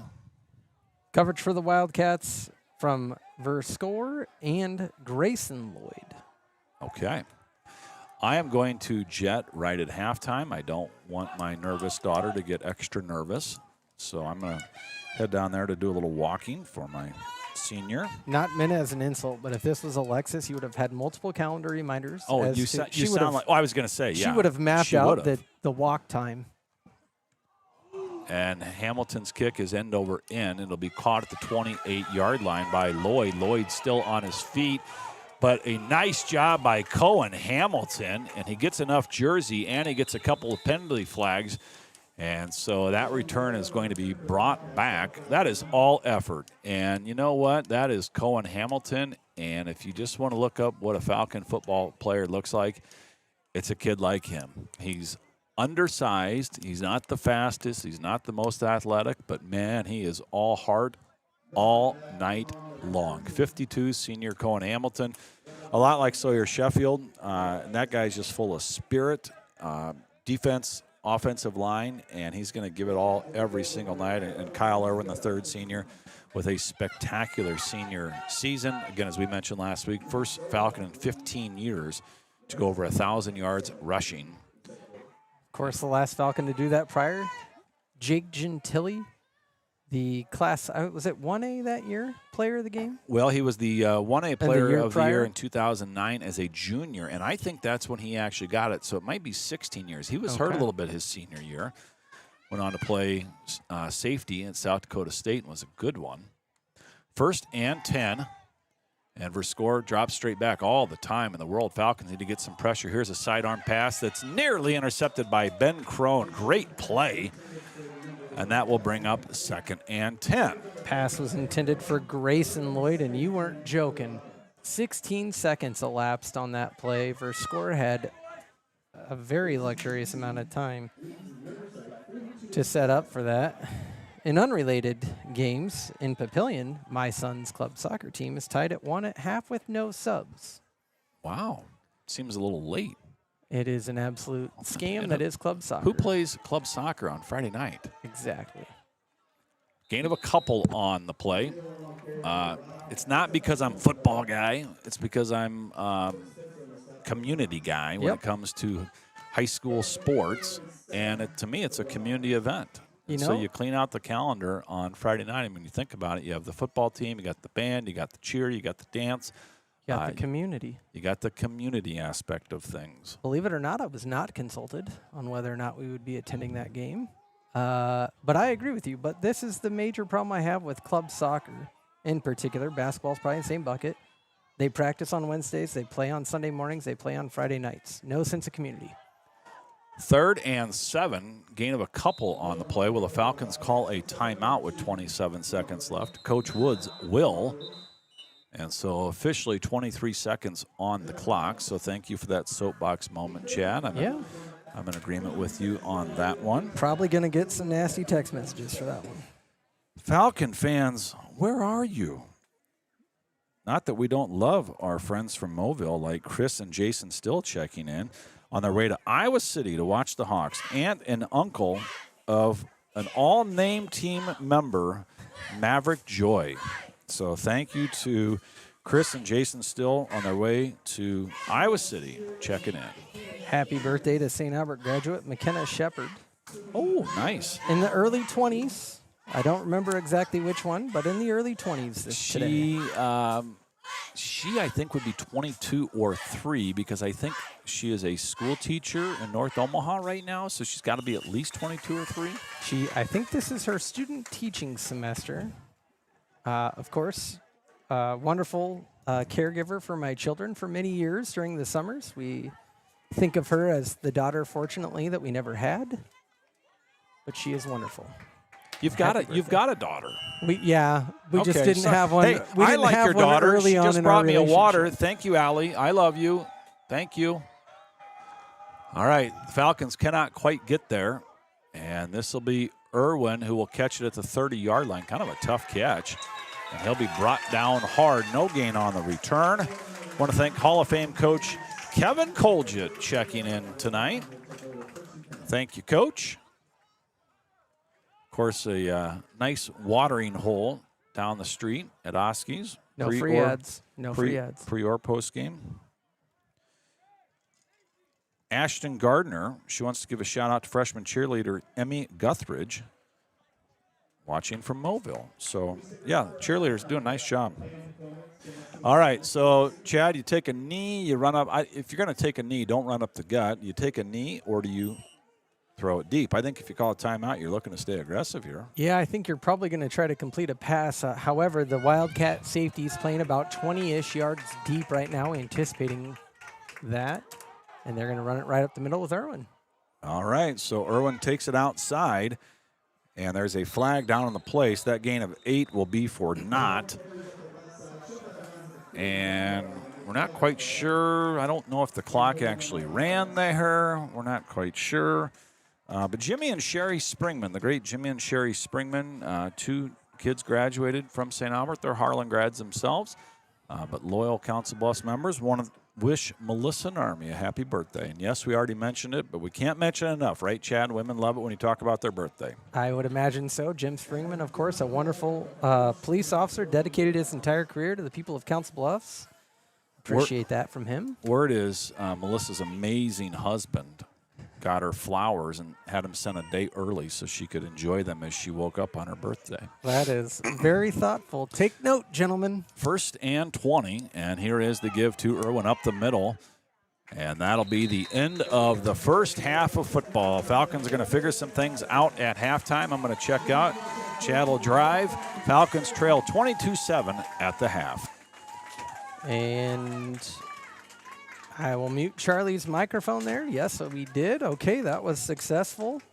As Brady takes off, Charlie takes off, and you guys are stuck with me until we are done with senior night. Of course, Charlie going down there to walk his lovely daughter Ella across the sideline, and we'll get to that here in a minute.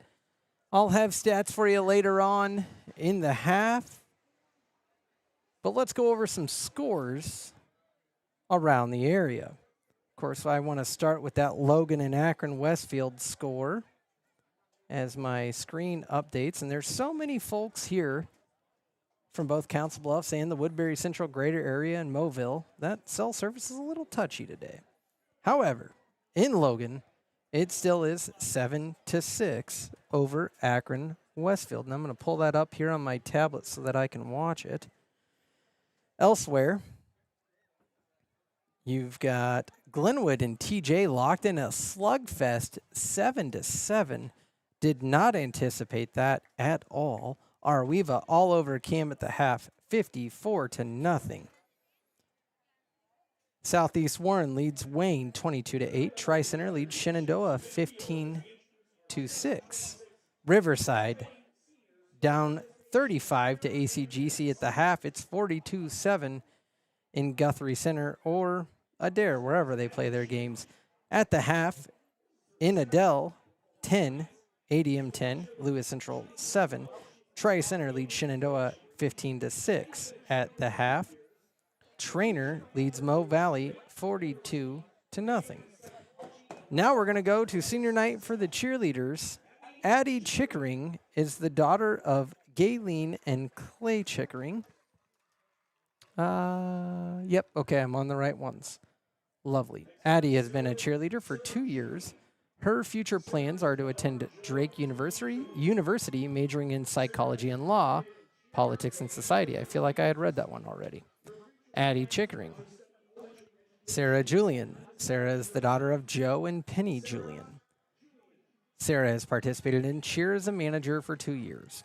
Her future plans are to study elementary ed at an undecided university.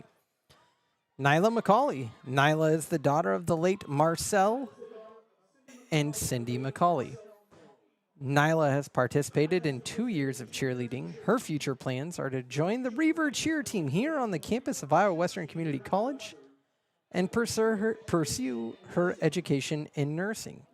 Nyla McCauley. Kathleen Owens. Kathleen is the daughter of Steph Blecka and her stepfather, Alex Blecka.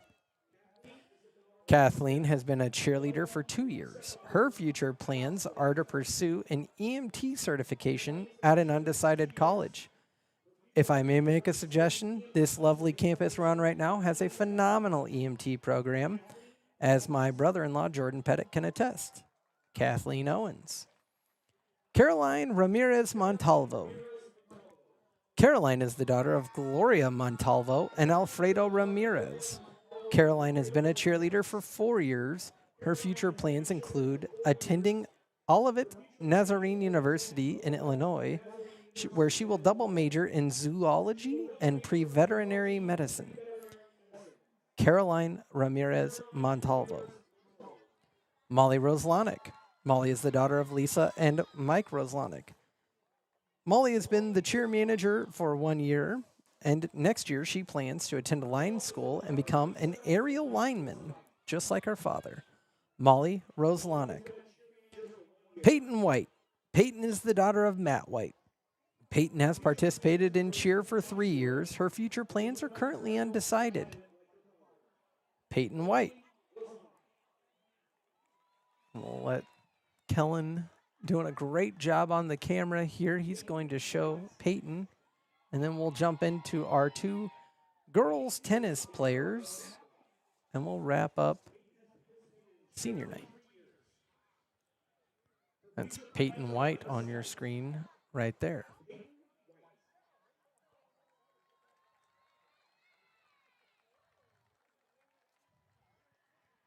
Now, we'll see how fast Charlie is to see if he could get down there. Ella Narmi, boy, he is quick. Look at him go. Ella is the daughter of Charles and Melissa Narmi. She's played 4 years of tennis. After graduation, Ella plans to study finance at either Creighton University or the University of Iowa. Ella Narmi.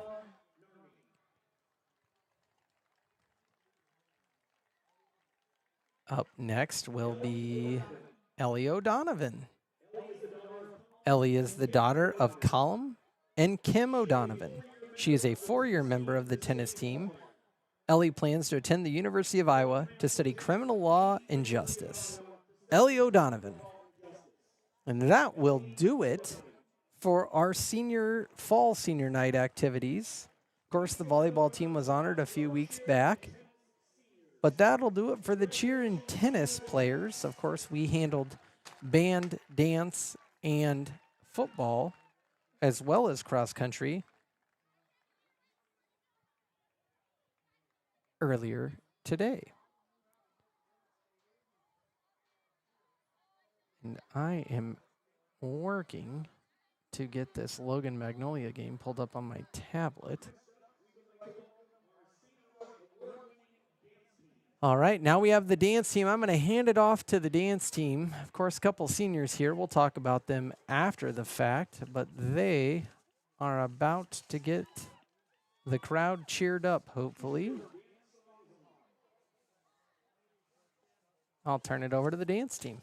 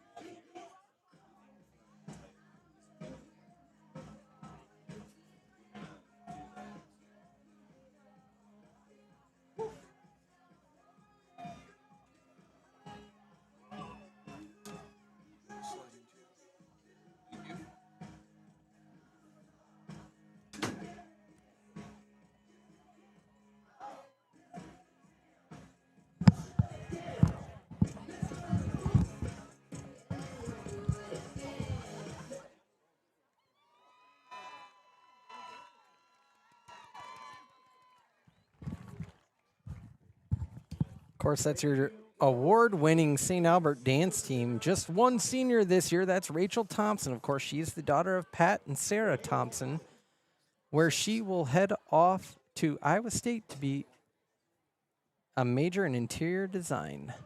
Now the band.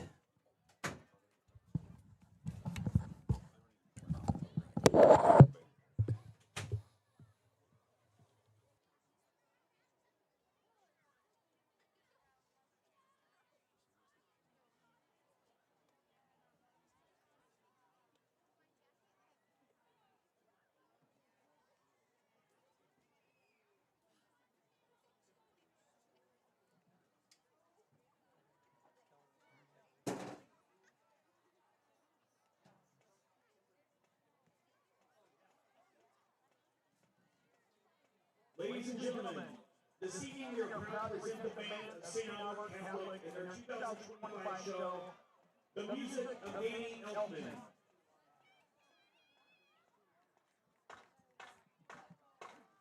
Danny is perhaps best known for his movie scores, including the Marvel Cinematic Universe, Men in Black, Big Fish, Goosebumps, The Grinch, and many more. We start the night with one of the most iconic characters in popular culture. He protects the city of Gotham from the likes of the Joker, Penguin, Mr. Freeze, and other notorious supervillains. He is the millionaire Bruce Wayne by day. Ladies and gentlemen, the main theme from the 1989 movie, Batman.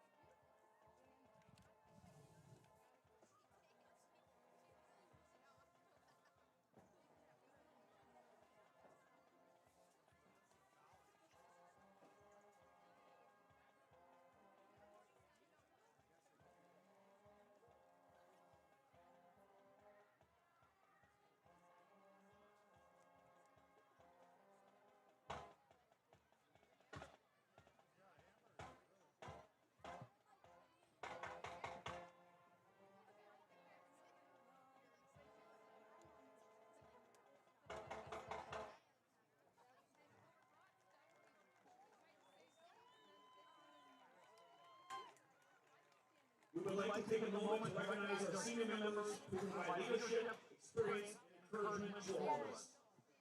Ben Heisky on the trumpet. Camila Solorio Flores on the alto sax and percussion. Addison Chickering on the clarinet and percussion.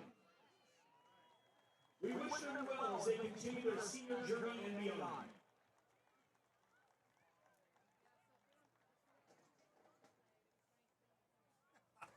We will conclude our 2025 show with selections from Nightmare Before Christmas, Edward Scissorhands, and Beetlejuice. We continue to play to a place a long time ago, longer now than it seems, in a place that perhaps you've seen in your dreams. But the story that you are about to be told began with the holiday world of old. This is Halloween.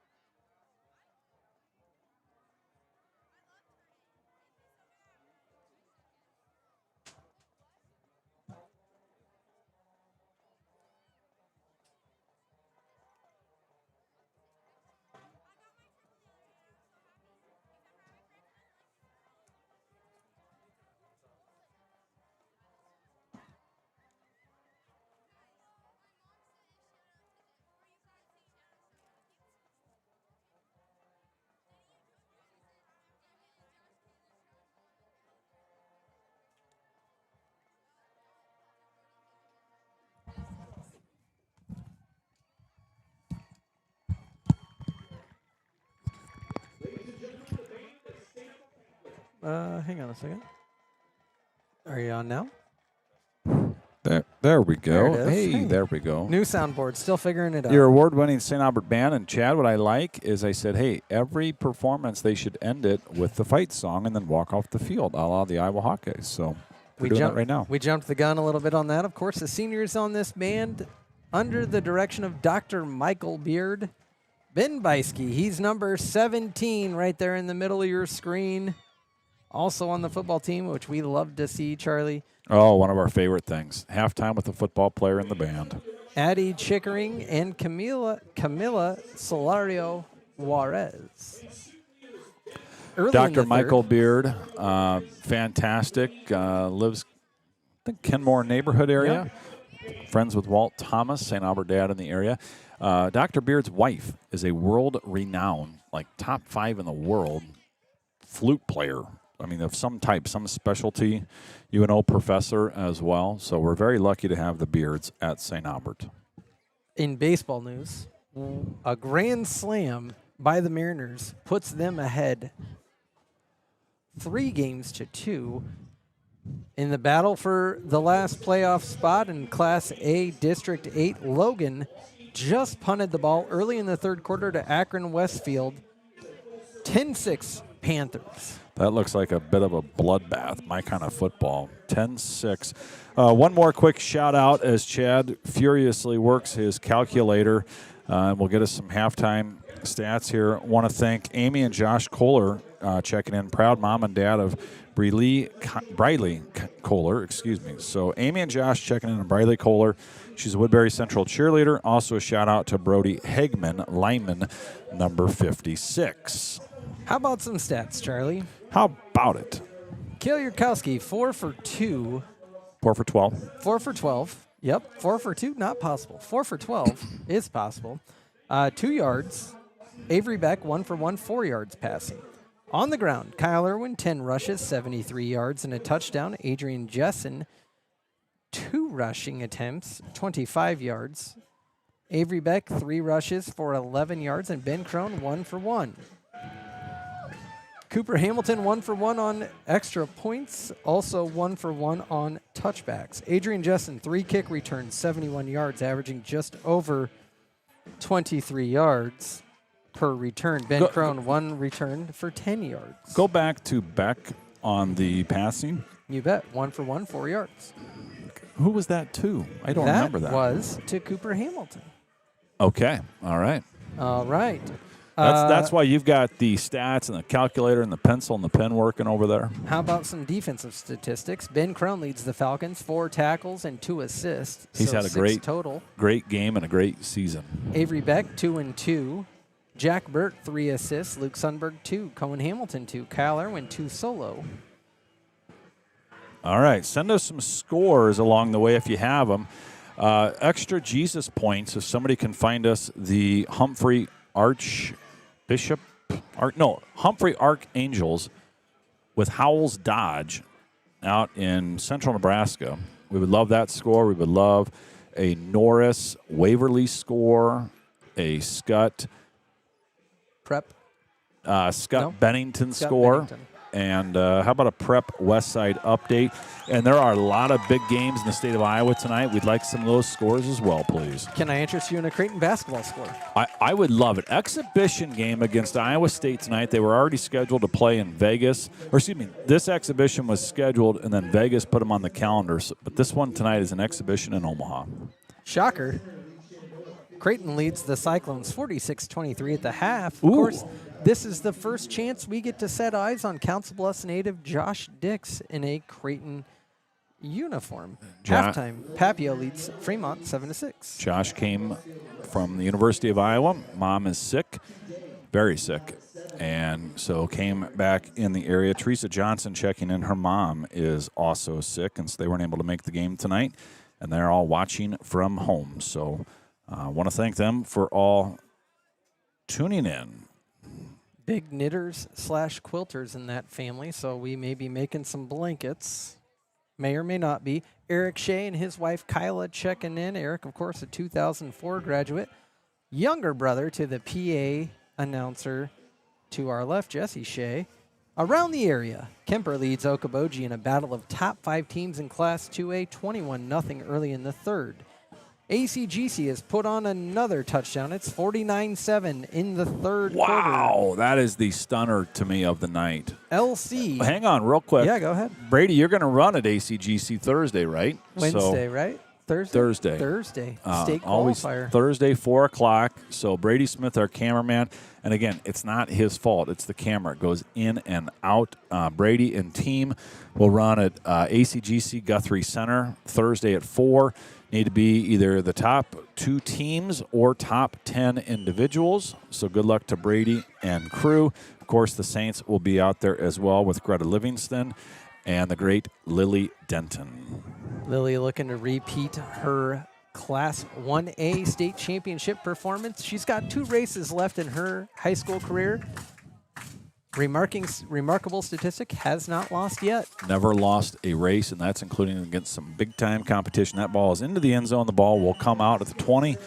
Chad, if you were that Falcon coaching staff at the half, what kind of adjustments are you looking to make? Defensive-wise, I'd probably bring everybody to the middle again and try to make the Wildcats bounce to the outside. They were very effective in the first quarter there. From the secondary perspective, I'm not sure what you can do on Young versus Score here. You know what I think?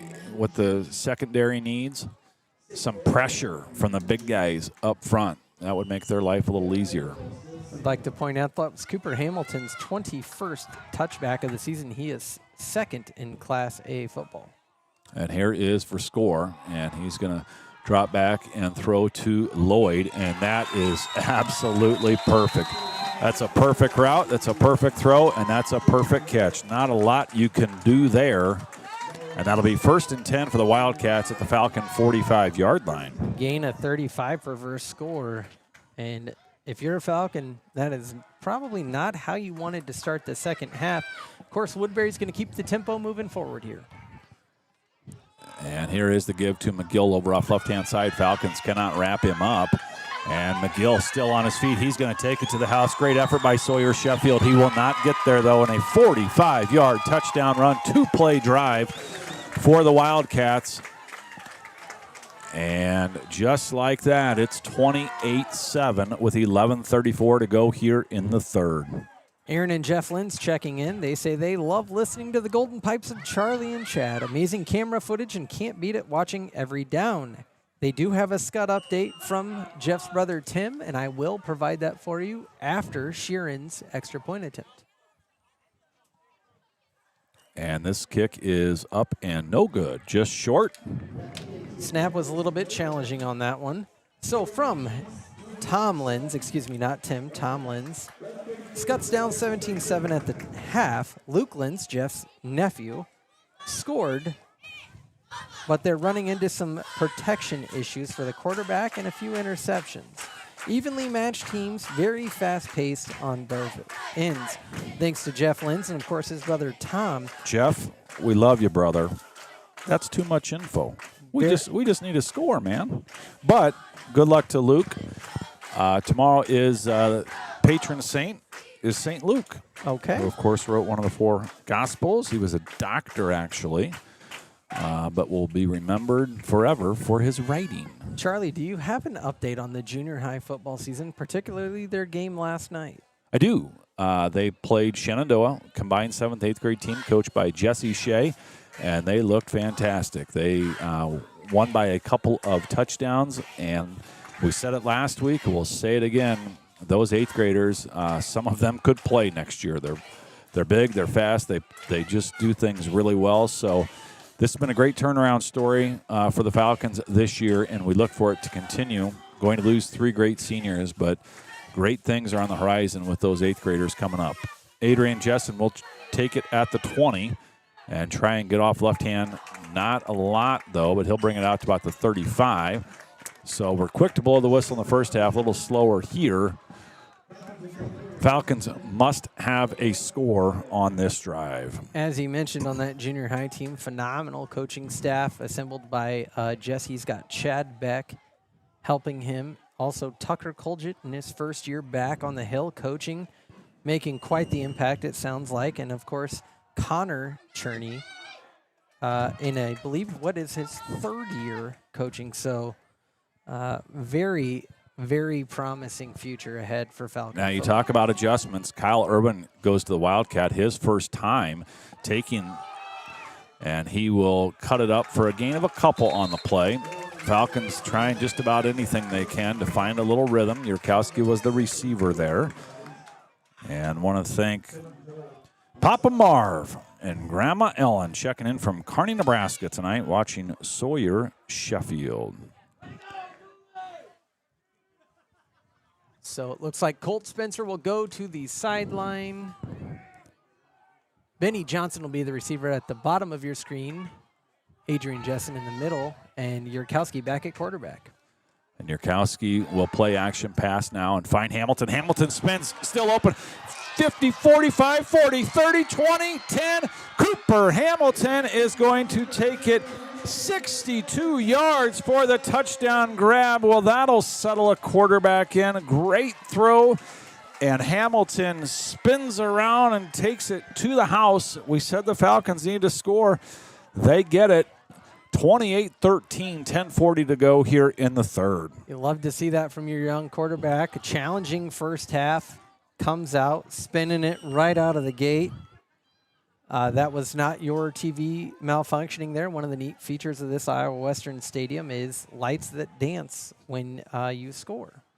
So Mom Sarah, as the kick is up and good, she's in Louisville tonight on a work trip. Can put down the bourbon and just relax a little bit now after that touchdown throw. And my wife, this is a first. She doesn't come to many ball games. She's going to get the Pizza King order in for us. Wow. We will always give them free advertising. They've been amazing for St. Albert. Want to thank Mary Trudeau. She must be a school teacher up there at Woodbury Central. She's checking in. Wants to throw a shout out to all of her students. They're awesome students, she says. She loves the cheer squad and the cheerleaders singing the school fight song after every touchdown. We've told you a million times we love Friday night football, especially small town, small school. Little slice of Americana. Got a bit of the warm-up routine going on here for some of the cheerleaders. Dancing to Cotton Eye Joe. As your brother Joe has to be playing the music because this sounds like something that he would play. Yep, but it's actually a thing now. Where I see the Wildcat cheerleaders are dancing. Can we get a picture of the Wildcats? We have a lot of Wildcat cheerleader fans. Thank you, Brady Smith. Oh, they're upset now. The Stones are playing. Yeah, here we go. Little Rolling Stones. This is more my speed. A little Iowa Hawkeyes. They used to roll with this once in a while. Speaking of Iowa Hawkeyes, was that Lou Christ announcing the band and all the seniors at halftime? He's the Iowa Hawkeye band announcer. No, that was actually Joe Narmi. So every time you heard the University of Iowa, you can thank Joe Narmi for that. Low chance he's going to go back and watch this, but also StAlbertSportsFan.com owner, he did a pretty good job. Yes, he did. Sean Woods coming through. Great score as that ball goes into the end zone. Sean Woods checking in to let us know that the Archangels Catholic, which is Humphrey, Nebraska, they lead Howells Dodge 16-8 at the half. Thank you, thank you, thank you. All right, Chad, need a stop. 20-second kickoff touchback for Hamilton on the year. The leader is from West Sioux. He has 29, so Coop's got some ground to cover there if he wants to retain his title as the most touchbacks. So we were at Akron, Westfield last week. West Sioux is another 15 miles up the road. It's kind of the neighborhood you're talking there. They look like they're leaning right, and they're going to come left. And this is Dominic, and he will be brought down by Micah Hutchinson and Cooper Hamilton, but nearly a first down, going to be second and about a half a yard. West Sioux is a name that we may see here in the postseason soon. My prediction, the Falcons will probably play Sibley O'Shaden. Okay. That's probably my bet. That's right even now. farther north. You're talking Okoboji territory. The good news is they have to come here. And Verscore is going to roll out right-hand side, and Falcons get some pressure here now. Verscore gets it out, though, somehow. a completion, but they're actually going to lose a yard on the play. Going to bring up 3rd and 2. Speaking of Sibley O'Sheaton, the Saints basketball team played them in 96 or 7 at the state basketball tournament. One of the few times we played them in about anything. I think next week we may see a match up there. That's my guess. I think District 8 will get I think that's District 1 in Class A. 3rd and 2. Trips down to the bottom. McGill in the backfield. He just had a big 45-yard touchdown run, and now he's going to lead out for score, and not a lot to him, but he's going to reach last second. I think he's going to have enough for the first down. Second effort gets it. Logan Magnolia with the ball driving. They just handed off to their 6'6", 250-pound lineman / running back. They are leading 10-6 in the 3rd. We saw a lot of that, a lot of tush-push with him. 1st and 10, right at the 30. And for score, we'll give it to McGill. Right-hand side, Falcons do not wrap up. McGill is loose. Gain of 17 on the play. The Falcons had him. How did he get out of there? Kept those feet I was going to say the green and gold, but let's just say the gold helmets need to wrap her up. And they're actually going to bring him down a little bit. Generous spot, maybe. I think they missed that by about 5 yards. I do too. They were on the other side of the 50. I do too. How is nobody else seeing this? I think that may be what they're talking about. 3, they want something 40. I don't know. I'm not sure. Put it up to 40. They look like they're looking at play us. They're clock looking to at 40. the. Hopefully they're looking to our left. All right, rewind it at home, folks. Is this where the ball should be spotted? We think it should be on the other side, but we can't remember what we had for breakfast. So 1st and 10 for the Wildcats either way. And they're going to roll for score down this side. This is run all the way. Beck forces it back inside, and the Falcons will get it with Micah Hutchinson and also Andrew Beckman in on the stop. Jaden Beckman should be just about graduated from boot camp out in San Diego right now, I would think. I'm being reliably told McKenna Shepard turns 22 today. Okay. Well, happy birthday, McKenna. All right, 2nd and 6. Big plays so far in the second half. A 45-yard touchdown run for the Wildcats, a 62-yard touchdown grab for the Falcons. And now a good stop there by Sundberg. That's, of course, Luke Sundberg. Big day for all the Lukes tomorrow. Going to bring up 3rd and 7. All right, big Wildcat fan, Jenny Colbert checking in and listening from Mobile. She's alumni and has kids on the team from friends of theirs. Fun fact, Coach Woods and wife Libby attended their wedding. Love them, but go Big Blue. 3rd and 6, and Verscore going to be forced out of the pocket. Sheffield can't quite get there, Becking on pressure, and that ball is going to be incomplete. Great job by Adrian Jessen to brush it away at the last second, and that's going to bring up 4th and 7, and an interesting decision for the Wildcats. Well, let's see here. Again, Falcon they fans. Do punt, and they punt rather well. They do. Falcon fans, that number, 402-639-0788. 402-639-0788. Matt Geyer, you listening out there in Ventura, California? We got anybody out on the East Coast tonight? Anybody overseas? All right. Punter will stand at his own 38-yard line. Kyle Irwin will stand at his own 18. And this is going to be a sidewinder that's going to go out of bounds right about the 10-yard line. Great kick there by Ian Shurin. But importantly, Chad, the Falcons get a stop, and they are right back in the ball game. Yes, they are. A couple area scores. Riverside gets one back. It's 49-13 in the 4th, so that clock is turning as you'd expect. All right, you're the Chad Statter. One of the crazier stats I found this week, and I didn't do a whole lot of research, but ACGC, one of the top offenses in the state, rolling Riverside right now, came into the game tonight having thrown 6 passes on the year. Wow. That is remarkable. Less than 1 a game. I mean, even if you're running wing T, you still throw it a little bit. All right, here is the give up the middle. Not a lot doing there. And now we're giving out phone numbers to. We got a lot going on up here. While you do that, yeah, it's not like you and I have anything going on. Glenwood now leads TJ 14-7 in the third. ADM up on That is closer than what you would think. Remarkably close. I believe that was a double-digit spread. I think it was in the 20s. Yeah, that's pretty wild. 2nd and 8. All numbers for entertainment purposes only. If you have a problem, call 1-800. Trips up top. And this is Yurkowski going to drop straight back and look for Irwin out of the backfield.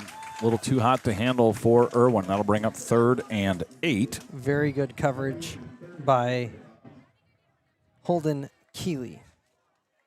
Said that correctly, I think. Yeah. Well, right. I'll take it. I'll buy it. I that's what I had written down. So.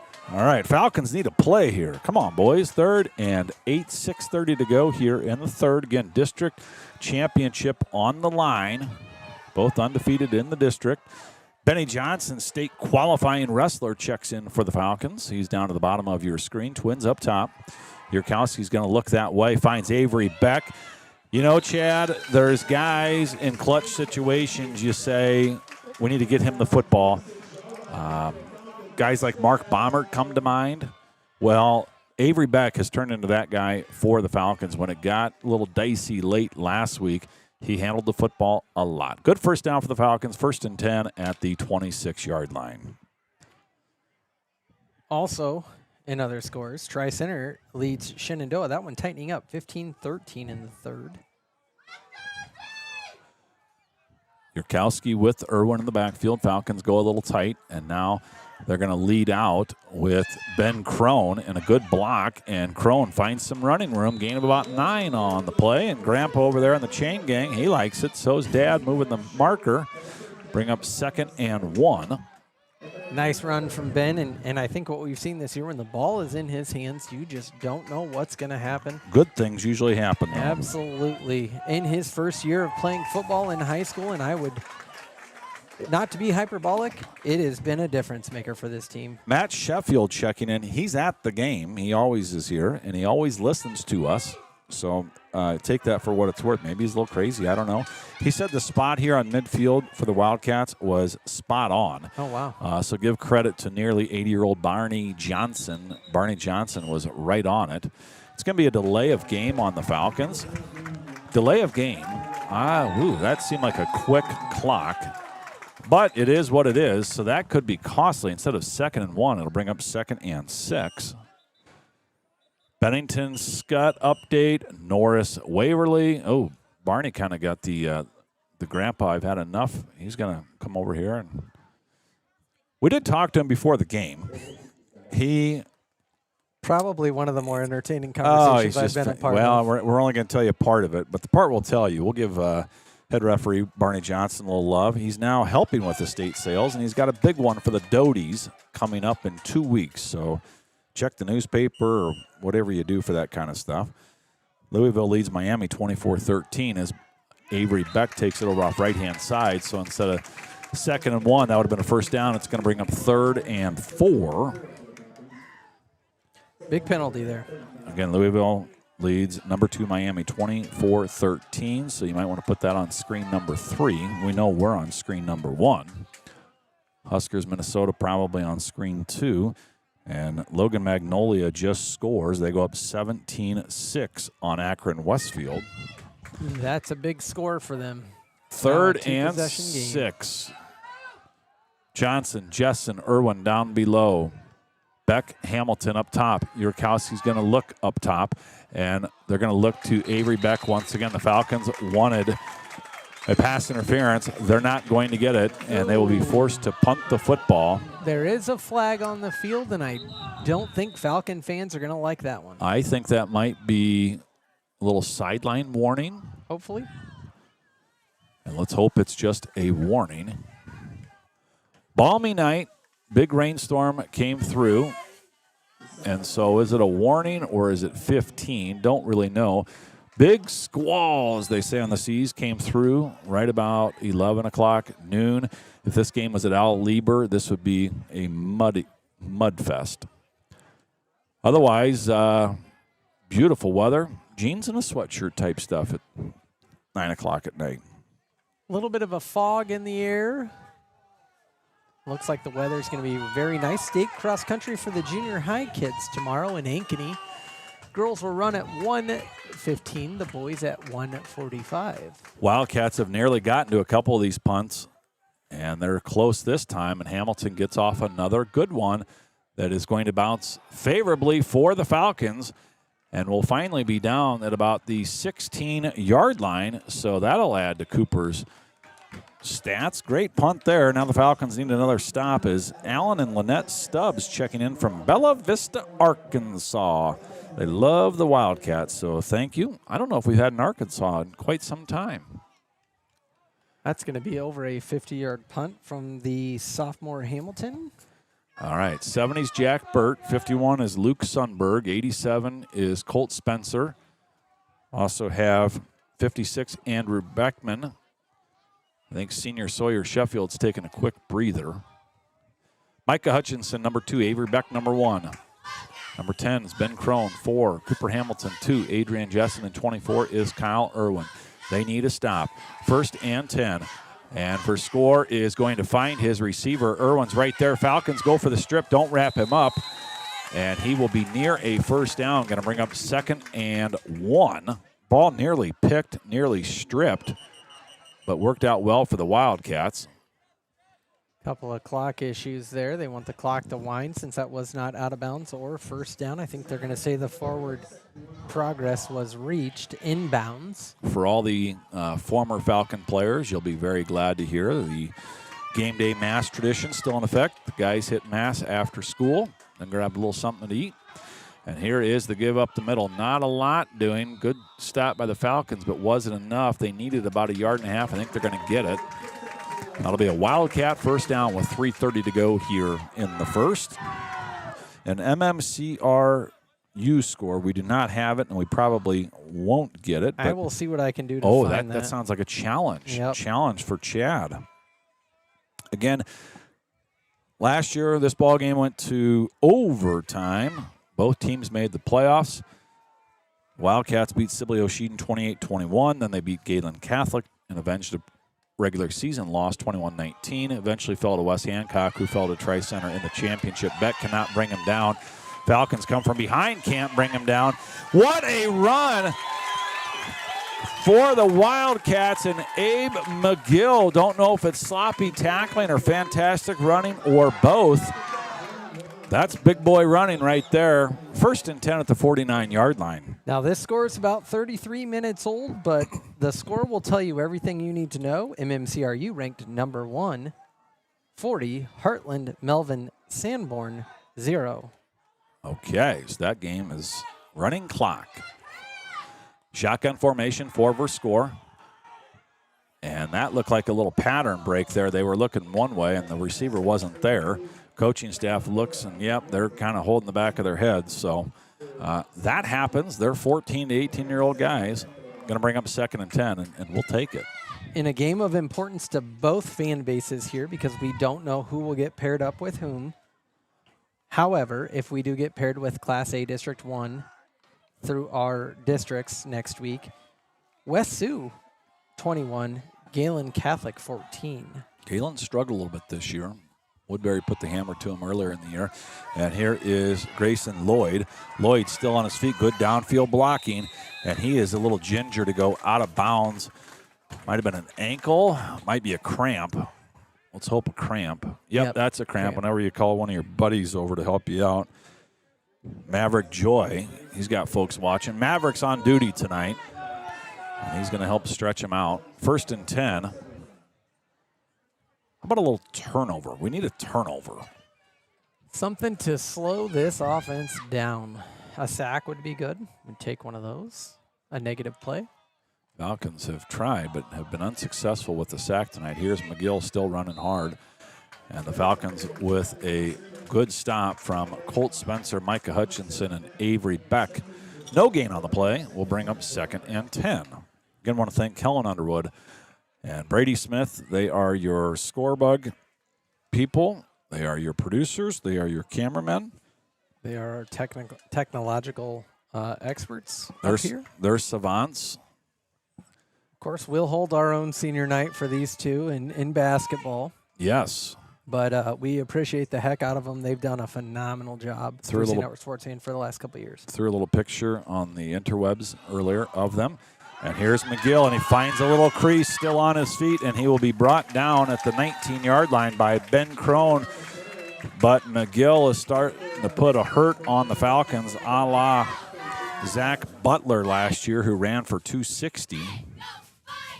I tell you what, I do not miss watching Zach Butler run the ball against us. Whew. He was an impressive individual. MMCRU leads HMS 54-6 in the fourth. 1 minute to go. Is that game about final? Again, listen to Bluffs Country later or KMA 960 for scores, for updates, for all that kind of good stuff. And this is Dominic. Gain of about 8 on the play. Again, we know the Falcons are in the playoffs. We know they're at home next week at 7 o'clock. We will not know who they play until tomorrow at 10 a.m. We will have that for you shortly after 10 Shortly a.m. after. I have an alarm set to tweet that out or X that out. I don't Perfect. really know how you You're say on, that. You're on duty tomorrow. Yeah. Always on duty before I head to Ankeny for cross country. Good luck to daughter Allie. Allie, we still love you, even though your dad was talking about the daughter he never had. Well, Gain of about 3 on the play on 2nd and 2. It'll be 1st and goal for the Wildcats at the 7-yard line. in Adele, ADM just punched in a touchdown over Lewis Central. I believe that will extend their lead to 9. No score bug on the live stream there. In a bit of a shocker, Lewis Central in danger of missing the playoffs. Yeah, I don't know what their path is if they do not win this game. I don't believe it exists. Trip receivers up top. And here's McGill over off right-hand side. Ball's on the ground. Ball's loose. The Falcons recovered it, I think, in the end zone. Avery Beck celebrating There like they did. is the turnover that we needed. So the Falcons get the strip as McGill is going in for the score, which would have put this thing away. And at the end of the third quarter, it'll still be 28-14 and Falcon football. And want to thank our fine sponsors here on St. Albert Sports Fan. Without them, this broadcast is not possible. So we want you to thank them. We want you to frequent their business. And, hey, tell them St. Albert Sports Fan sent you. Avela Bank, Glass Doctor, Country House Residence, Tap Hydration, Telpner Peterson Law Firm, Kading Law Offices, Kelly's Carpet and Furniture of Council Bluffs, Valley View Village, Armor Insurance, Hanson House, Joe Narmy Attorney at Law, EPCO, ABC Electric, Aligned Chiropractic, IMS Exteriors, Cutler O'Neill Meyer Woodring, McMullen Ford, Avela Bank, and I missed one in there. If I could change one thing about our new website, Charlie. Yes. That banner goes way too quick for me to read I think through. we can slow it down. Alexis is our tech nerd, and she probably knows how to do that. Thank you, Brady, for getting the Wildcat cheerleaders. We've got a lot of Wildcat cheerleader fans out there tonight. Cutler O'Neill Meyer Woodring would not want to miss the O'Neills. They're longtime St. Albert supporters, alumni. Congratulations to Stevie O'Neill on the birth of his daughter, Stevie Ray, I believe. That is correct. Okay. And you ever seen the Seinfeld episode where they go for the brisk? And the baby's not the cutest, and it's awkward, and they don't know what to say. I've seen a picture of that, Stevie. That's a good-looking kid. A lot of babies are not that cute at that age. Luckily, she takes after her mother. Ariel is checking in from Wyoming saying, go Cats. They're outnumbering the Falcons tonight. Falcons get the turnover, play of the game, and Irwin is going to get rocked by McGill, who I think is a little frustrated after that fumble. Loss of one on the play, going to bring up 2nd and 11. So that great Falcon offensive line is going to have to get back to work. Chad, we might have a St. Albert mom who will be out of town next week, who said that she's willing to throw in a nice chunk of change to sponsor if we can broadcast next week. All righty. Have whoever that may be, if you're listening right now, please reach out to Joe Narmi, jnarmi at iabar.org, or Charlie or myself. And we'll pass it along. Yep. And we'll get that. Yurkowski looking for Irwin on the fly pattern. Just incomplete. That was a pretty good ball, but good defense there with the hand swat right at the end. We'll bring up 3rd and 11. Again, we appreciate the partnership of our community. We experienced that last year, and the girls marched to their state championship in Class 1A, and the boys postseason march. The very generous St. Albert community was able to pay the fees that are associated with broadcasting these games. Hopefully Matt will be back next week, and Matt and Charlie can take this thing over and I can produce it. If not, I'll join you again. Irwin joins Yurkowski in the backfield. Yurkowski is going to find Avery Beck on the little crossing route, and he is short of the first down, needed 11, got about 5, and the Falcons will be forced upon. As you can see, the steam coming off the helmets now. That's not fog, that's steam.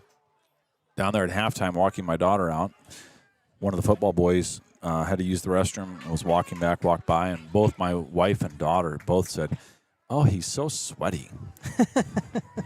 I said, "Yes, ladies, that's kind of what happens here." Wearing a lot of gear, working hard. So Cooper Hamilton will be back. He will be protected by 3 Falcons. Again, Wildcats come with big linemen towards those blockers, and here's an end-over-end punt from Hamilton that is almost touched. Was it? That's the question. Did Jaden Lloyd touch it? I don't think he did, but that was really close.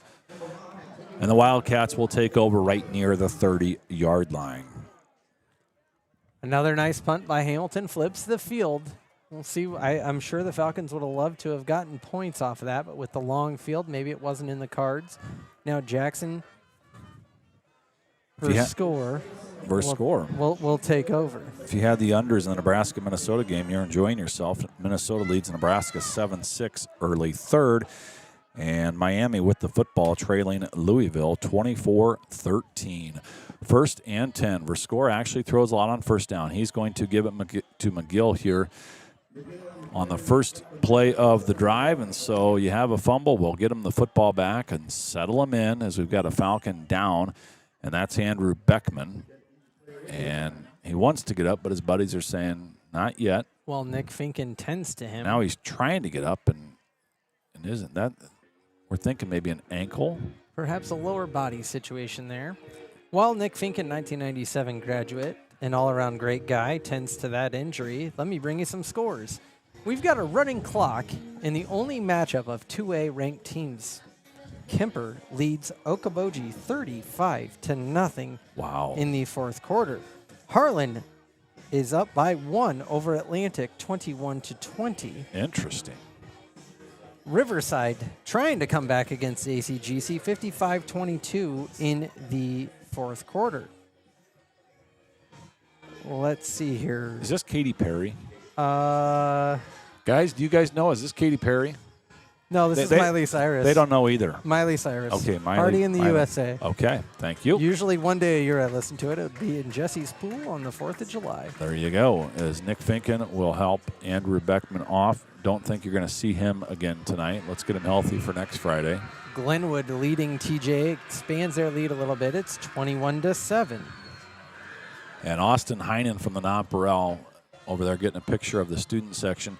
Again, don't be cheap. At the very least, get an online subscription to the Nonpareil. They have done a fantastic job covering youth sports for a couple of years now since that crew came in. So at the very least, if you're not going to get a real physical paper, which I still enjoy, at least get the online. Go to nonpareilonline.com to read all about the game tomorrow. See a lot of good pictures, too. And Verscore is going to look up top, and this is Lloyd, and he'll have a gain of about 9 on the play. Going to be 8, just short of the first down, bring up 3rd and 1, and may be 4-down territory. 24-21, ADM leads Lewis Central, so this game tightening up. Lewis Central driving with the ball. Got that on screen, too, here. Up in the booth. All right, 1st and 10 And now the clock starts to become a factor. 9:40 to go in the game. Woodbury Central content to slow it down a little bit. And here's McGill on the trap play over off right side. And the Falcons cannot wrap him up. Gain of about 7 on the play. Guess what I think the focus is going to be in practice this week, Chad? Wrapping up. Touchdown, Lewis Central. They take the lead. Wow, that's a surprise. According to BC Moore, they were about a 16, 17-point dog as Archangel Catholic leads Howells. No, excuse me, that game's all knotted up, 24 all in the third. Interesting. All right, a couple of small Catholic schools not too far away from each other. Lindsay and Humphrey, they teamed up. And this is the give to Dominic over off left-hand side. Dominic still on his feet, and he will be finally brought down after the 35-yard line. So Woodbury Central racking up some stats, but they might have racked up a penalty there. That's at the line of scrimmage. Let's see here. Be Barney Johnson in the white hat with the call. It's going to be a hold on the Wildcats. All right. And sometimes you see that on those long runs. Yep. There's a reason why they happen. There's a reason. He had a hole you could drive a truck through. We had a school teacher, and Mrs. Rollis, Amy Rollis, also checking in. So we had a couple school teachers checking in. Good history book I'm reading this week, Chad. Sea of Glory. About the 1838 to 1842 expedition of the Pacific and Antarctica. Okay. Via boats. Long read, short read? Long. Long. Okay. But it's very good. So Sea of Glory. I am in the midst of reading my regular October classic, Who Moved My Cheese? All right. This is an annual read? Yes. All right. Verscore forced out of the pocket, and that ball nearly intercepted by Hamilton. They wanted interference. No, they both have a right to the football. Going to bring up 3rd and 13. As I share with my team members, October is the season of change, not only outside, it also happens to coincide with when our company rolls out a lot of new initiatives. So Who Moved My Cheese? If you haven't read it and you find yourself in change management or leadership, could not recommend it enough. Well, if that's, things change in October, what do you read in the spring? Eat the Frog. It's a tough read. It's pretty repetitive. I read a lot of books about leadership because I generally find myself lacking in that area sometimes. Verscore is going to look up top, and here is Lloyd. Great blocking. Lloyd still on his feet, trying to take it to the house. 40, 35, 30. It's a foot race. And that was Grayson Lloyd, the freshman, 5'8", 150. Stacks another one. Ooh, that is going to hurt. 64 yards on the touchdown throw on a simple little bubble on 3rd and 12. We'll make it 34-14 with 8:07 to go. You've seen some good things from the Falcons tonight, but the big plays have hurt. As I'm not quite sure what our chat here is amongst the officials. They've done a nice job tonight. You'd expect nothing less from this crew. Barney Johnson, the lead official. He's been, I think he had his first state basketball referee assignment in about 1984. As Verscore will hold, and the kick is up and good this time from Ian Sheeran. And just like that, it's 35-14. Good answer by the Wildcats, proving that they are deserving of that number 8 ranking. It kind of depends where you look, where they're ranked. I've seen them as high as 4. I think BC Moore's got them a little bit higher than 8. Very impressive, pretty all-around team so far that's come into Council Bluffs and really imposed their will. The battle for 4th in District 8. Logan Magnolia, 17. Akron Westfield, 6. In the 4th quarter, Logan less than 12 minutes away from punching their postseason ticket. Underwood, 60. Red Oak, 6. With 10 minutes to go in the 4th. One of my my second daughter, she's got a gentleman caller from Council Bluffs Abraham Lincoln. He plays football, and they get beat tonight. AL gets beat by Sioux City East 48-7. 48-7. That East team is very good. Best team they've had in a dozen years, maybe longer. The battle of Shelby/Cass County, Harlan and Atlantic all knotted up at 21. Interesting. Both still, I believe, fighting for a playoff spot. I think Atlantic is in. They were in the 2 spot in that district coming into today. All right, so here is the short kick that Irwin will take at the 15-yard line. And again, not a ton of running room, but manages to bust a tackle, and he'll be pushed out of bounds about the 33-yard line. Again, a lot of great football tomorrow as ACGC wraps up the win over Riverside 55-22. And Kemper, it's a final. They knock off fellow top 10 Okoboji. Kemper wins 35-0. EPL in action tomorrow morning. Wake up nice and early. And, of course, Brady over here, he's got his eyes on 2 huge races this weekend. F1 is in Austin, Texas, Sunday. Brady's been to that race, right? Yep. And also, probably the best track, if you want to see a good wreck, NASCAR will be at Talladega Sunday afternoon. And there is a flag down on the play. Gain of a couple, but not going to matter probably. I believe there are only 3 races remaining in the NASCAR season. I believe that's correct. Brady confirms. Brady, who do you like this weekend? Give us your F1 pick first. Verstappen, I'm sure, is a big favorite. Who else you like? Oscar Piastri. Okay. NASCAR. Bubba Wallace or Ryan Bowman. So you can take those to the bank, according to Brady. I trust Brady with all things racing. Brady, I don't know if you know this or not, but we used to call you, to your father, Lugnut. Your nickname was Lugnut because your father was anything but a mechanic. As Irwin at no gain on the play. Going to bring up 2nd and long. We want to check back in from the Bunces. They're checking back in on great nephews, Cohen and Cooper Hamilton, but specifically Cohen Hamilton tonight, the senior. And they're checking in from San Diego. And they do. They've got the Falcons on one screen. And then, of course, on the smaller iPad, they've got the Nebraska Cornhuskers. They're still big Husker fans. But, of course, we're always on the big screen at home, right, everyone? Shotgun formation, 2nd and 14. Low snap, and Yurkowski does a nice job just to get the football. Bunces, you might be bad luck because I think last week you checked in, and we had a little issue with the snap there. Again, Hamilton's slow to get up there. We think he had maybe a wrist injury earlier. But you'll all be glad to know the entire family was at 11 a.m. Mass last Sunday. So you see the Hamiltons in Mass every weekend. They're normally 5 o'clockers. Hit the 11 o'clock show last week. Things are getting late in Adele. ADM leads 31-28. And I believe that Lewis Central may have the ball. Lewis Central with an all-state kicker as the Falcons are going to look for the fly pattern in Adrian Jessen. That is going to be, Avery Beck, and that's just out of reach. And that'll be 4th and 20, and the Falcons will send out the punt team.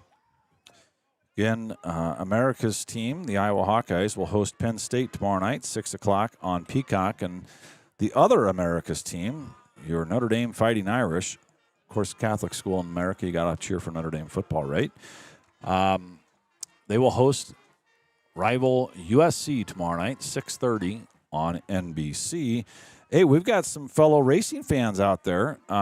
Miss Persons, our executive producer up in Mobile, she says, Ryan Blaney, she likes Blaney tomorrow or Sunday.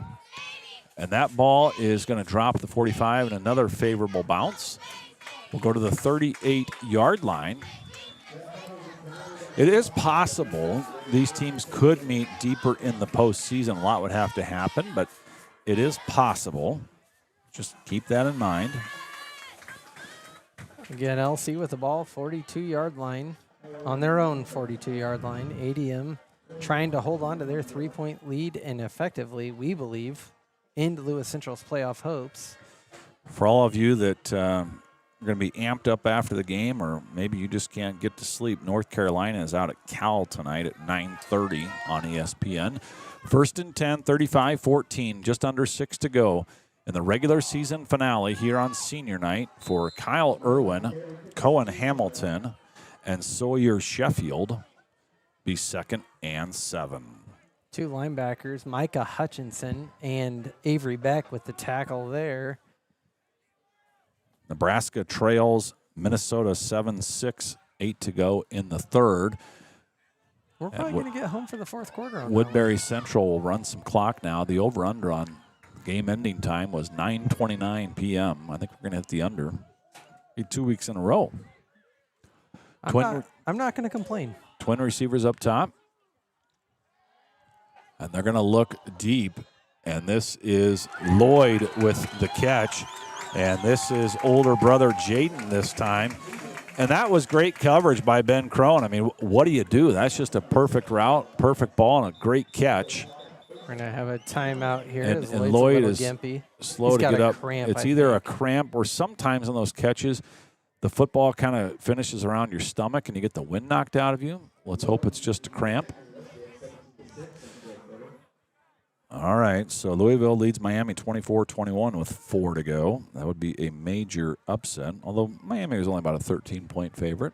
Speaking of upsets, LC trying to pull an upset here. They've got 3rd and a mile. Down by 3, right? Yes, and They do have an all-state kicker in Jimmy Scott. headed off to UNI. Yep. The crowd in Adele is going bananas. UNI at home tomorrow afternoon. Struggling a little bit this year. Hey, there is Colin Hannon, the water boy. Kellen. Colin, Yep. Colin, tomato. Get that a lot. Should not have named them so closely. Should have stuck with Charles. Hey, That what a great name. It went with the What a middle great name, and now he's more affectionately known to just about everybody as Chuck. Well, I love watching Kellen work the water over there on the sidelines. Be 1st and 10 here from the 33. Verskor going to roll out right-hand side, and he will be pulled down for no gain on the play. Going to bring up 2nd and 10. Of course, you may or may not know, Charles is the family name. More specifically, Charles Ralph. We had 6 generations of Charles Ralph Hannons before it finally went away with Colin's generation. Really? Yes. So, Hey, we got some wrestling fans from West O checking in. Okay. They want to know who the district pairing and the seating is. We don't know. The state will not release that until tomorrow at 10 a.m. And they said, hey, we are really glad the Falcons are making postseason football, but that's less time for getting ready for wrestling. So wrestling fans in the house. Adrian Jessen with the stop after a gain of about 5 on the play. Going to bring up 2nd and 4. a really nice job by Dominic to hang on to that. The ball kind of juggled on that attempt by Adrian Jessen to tackle, as Lewis Central is faced with a 4th and 8. We said it early on. Just a reminder, the over-under on this game was 51.5.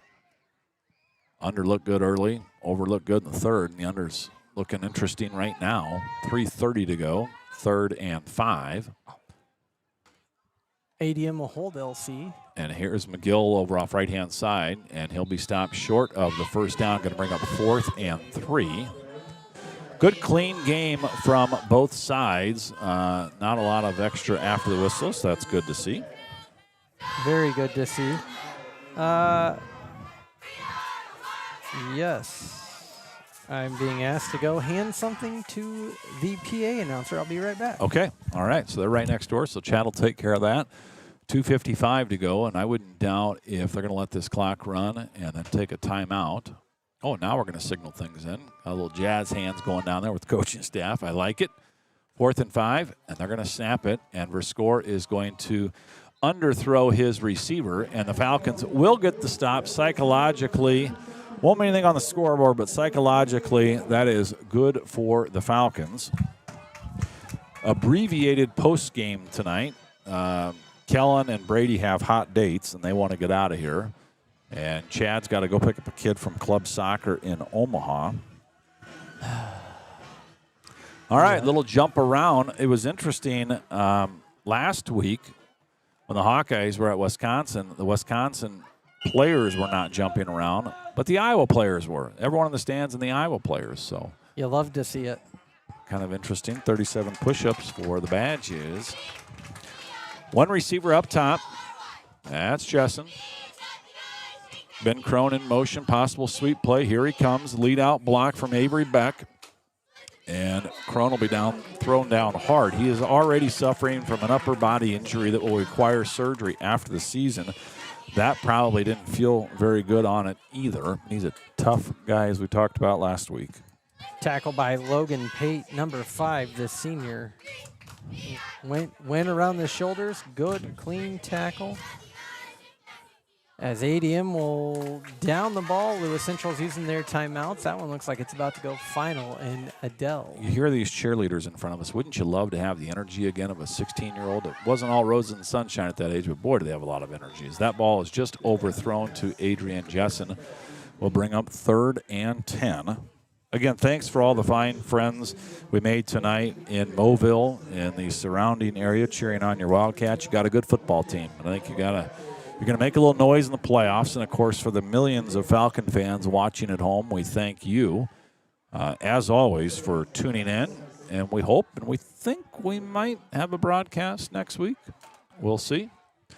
In the meantime, make sure you get to the Palace on Wednesday night as Avery Beck is going to spin his way forward for a gain of about 5 on the play, going to bring up 4th and 5. The Saints will host a district quarterfinal matchup, a regional quarterfinal, Wednesday at 7 against opponent to be determined. They would then play the following Monday again at home and would finally hit the road for the regional final.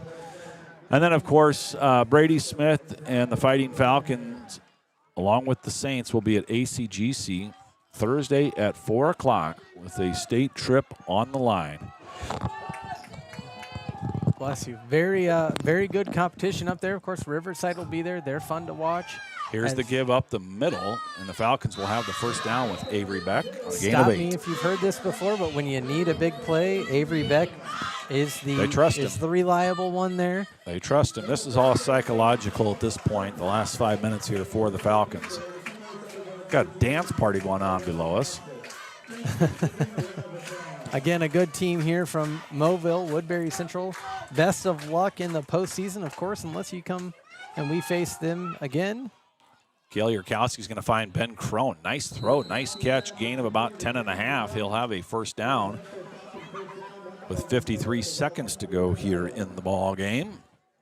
Again, 10 a.m. tomorrow. That is the time. Set your alerts. If you don't have your alerts set for StAlbertSportsFan.com on X or Facebook or... I do not. Instagram? I don't think I would know how.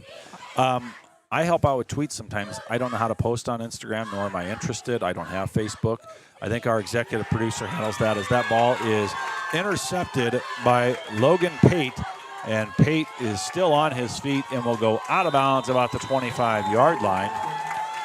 Kale hasn't thrown many interceptions tonight or this year, but Pate gets one there, and you got to think the Wildcats are just going to down the football here. Some final scores. Logan Magnolia still in the 4th, 17-6. Clarinda big over Woodward. Granger. Atlantic late in the 4th leads Harlan 28-24. As I mentioned, ADM leads LC 31-28. 35-7. Glenwood pulls away from TJ. All right, verse score will take the knee. Good sportsmanship from both sides. That'll do it. Chad, let's get a few more scores before we sign off here as the Falcons fall 35-14. They'll finish 2nd in the district, 5-3 in the regular season. Well, I think I'll end it with this. ACGC 55, Riverside 22, in what is a very lopsided game. A bit of a shocker for most. Again, thank you to Kellen Underwood, Brady Smith, our owner, Joe Narmi. We get help from executive producer Alexis Narmi. Thank you for all of you and your help tonight. and getting us scores and information. It makes it a lot of fun, kind of like the old days, calling into the DJ. And I want to thank Chad Hannon, who has just been invaluable to this website, does a lot of work and things behind the scenes to make sure we have a broadcast Friday night. We hope to have one next Friday. For Chad Hannon, Kellen Underwood, Brady Smith, I'm Charlie Narmy. We are StAlbertSportsFan.com. We'll see you next week as the Falcons will be in the playoffs.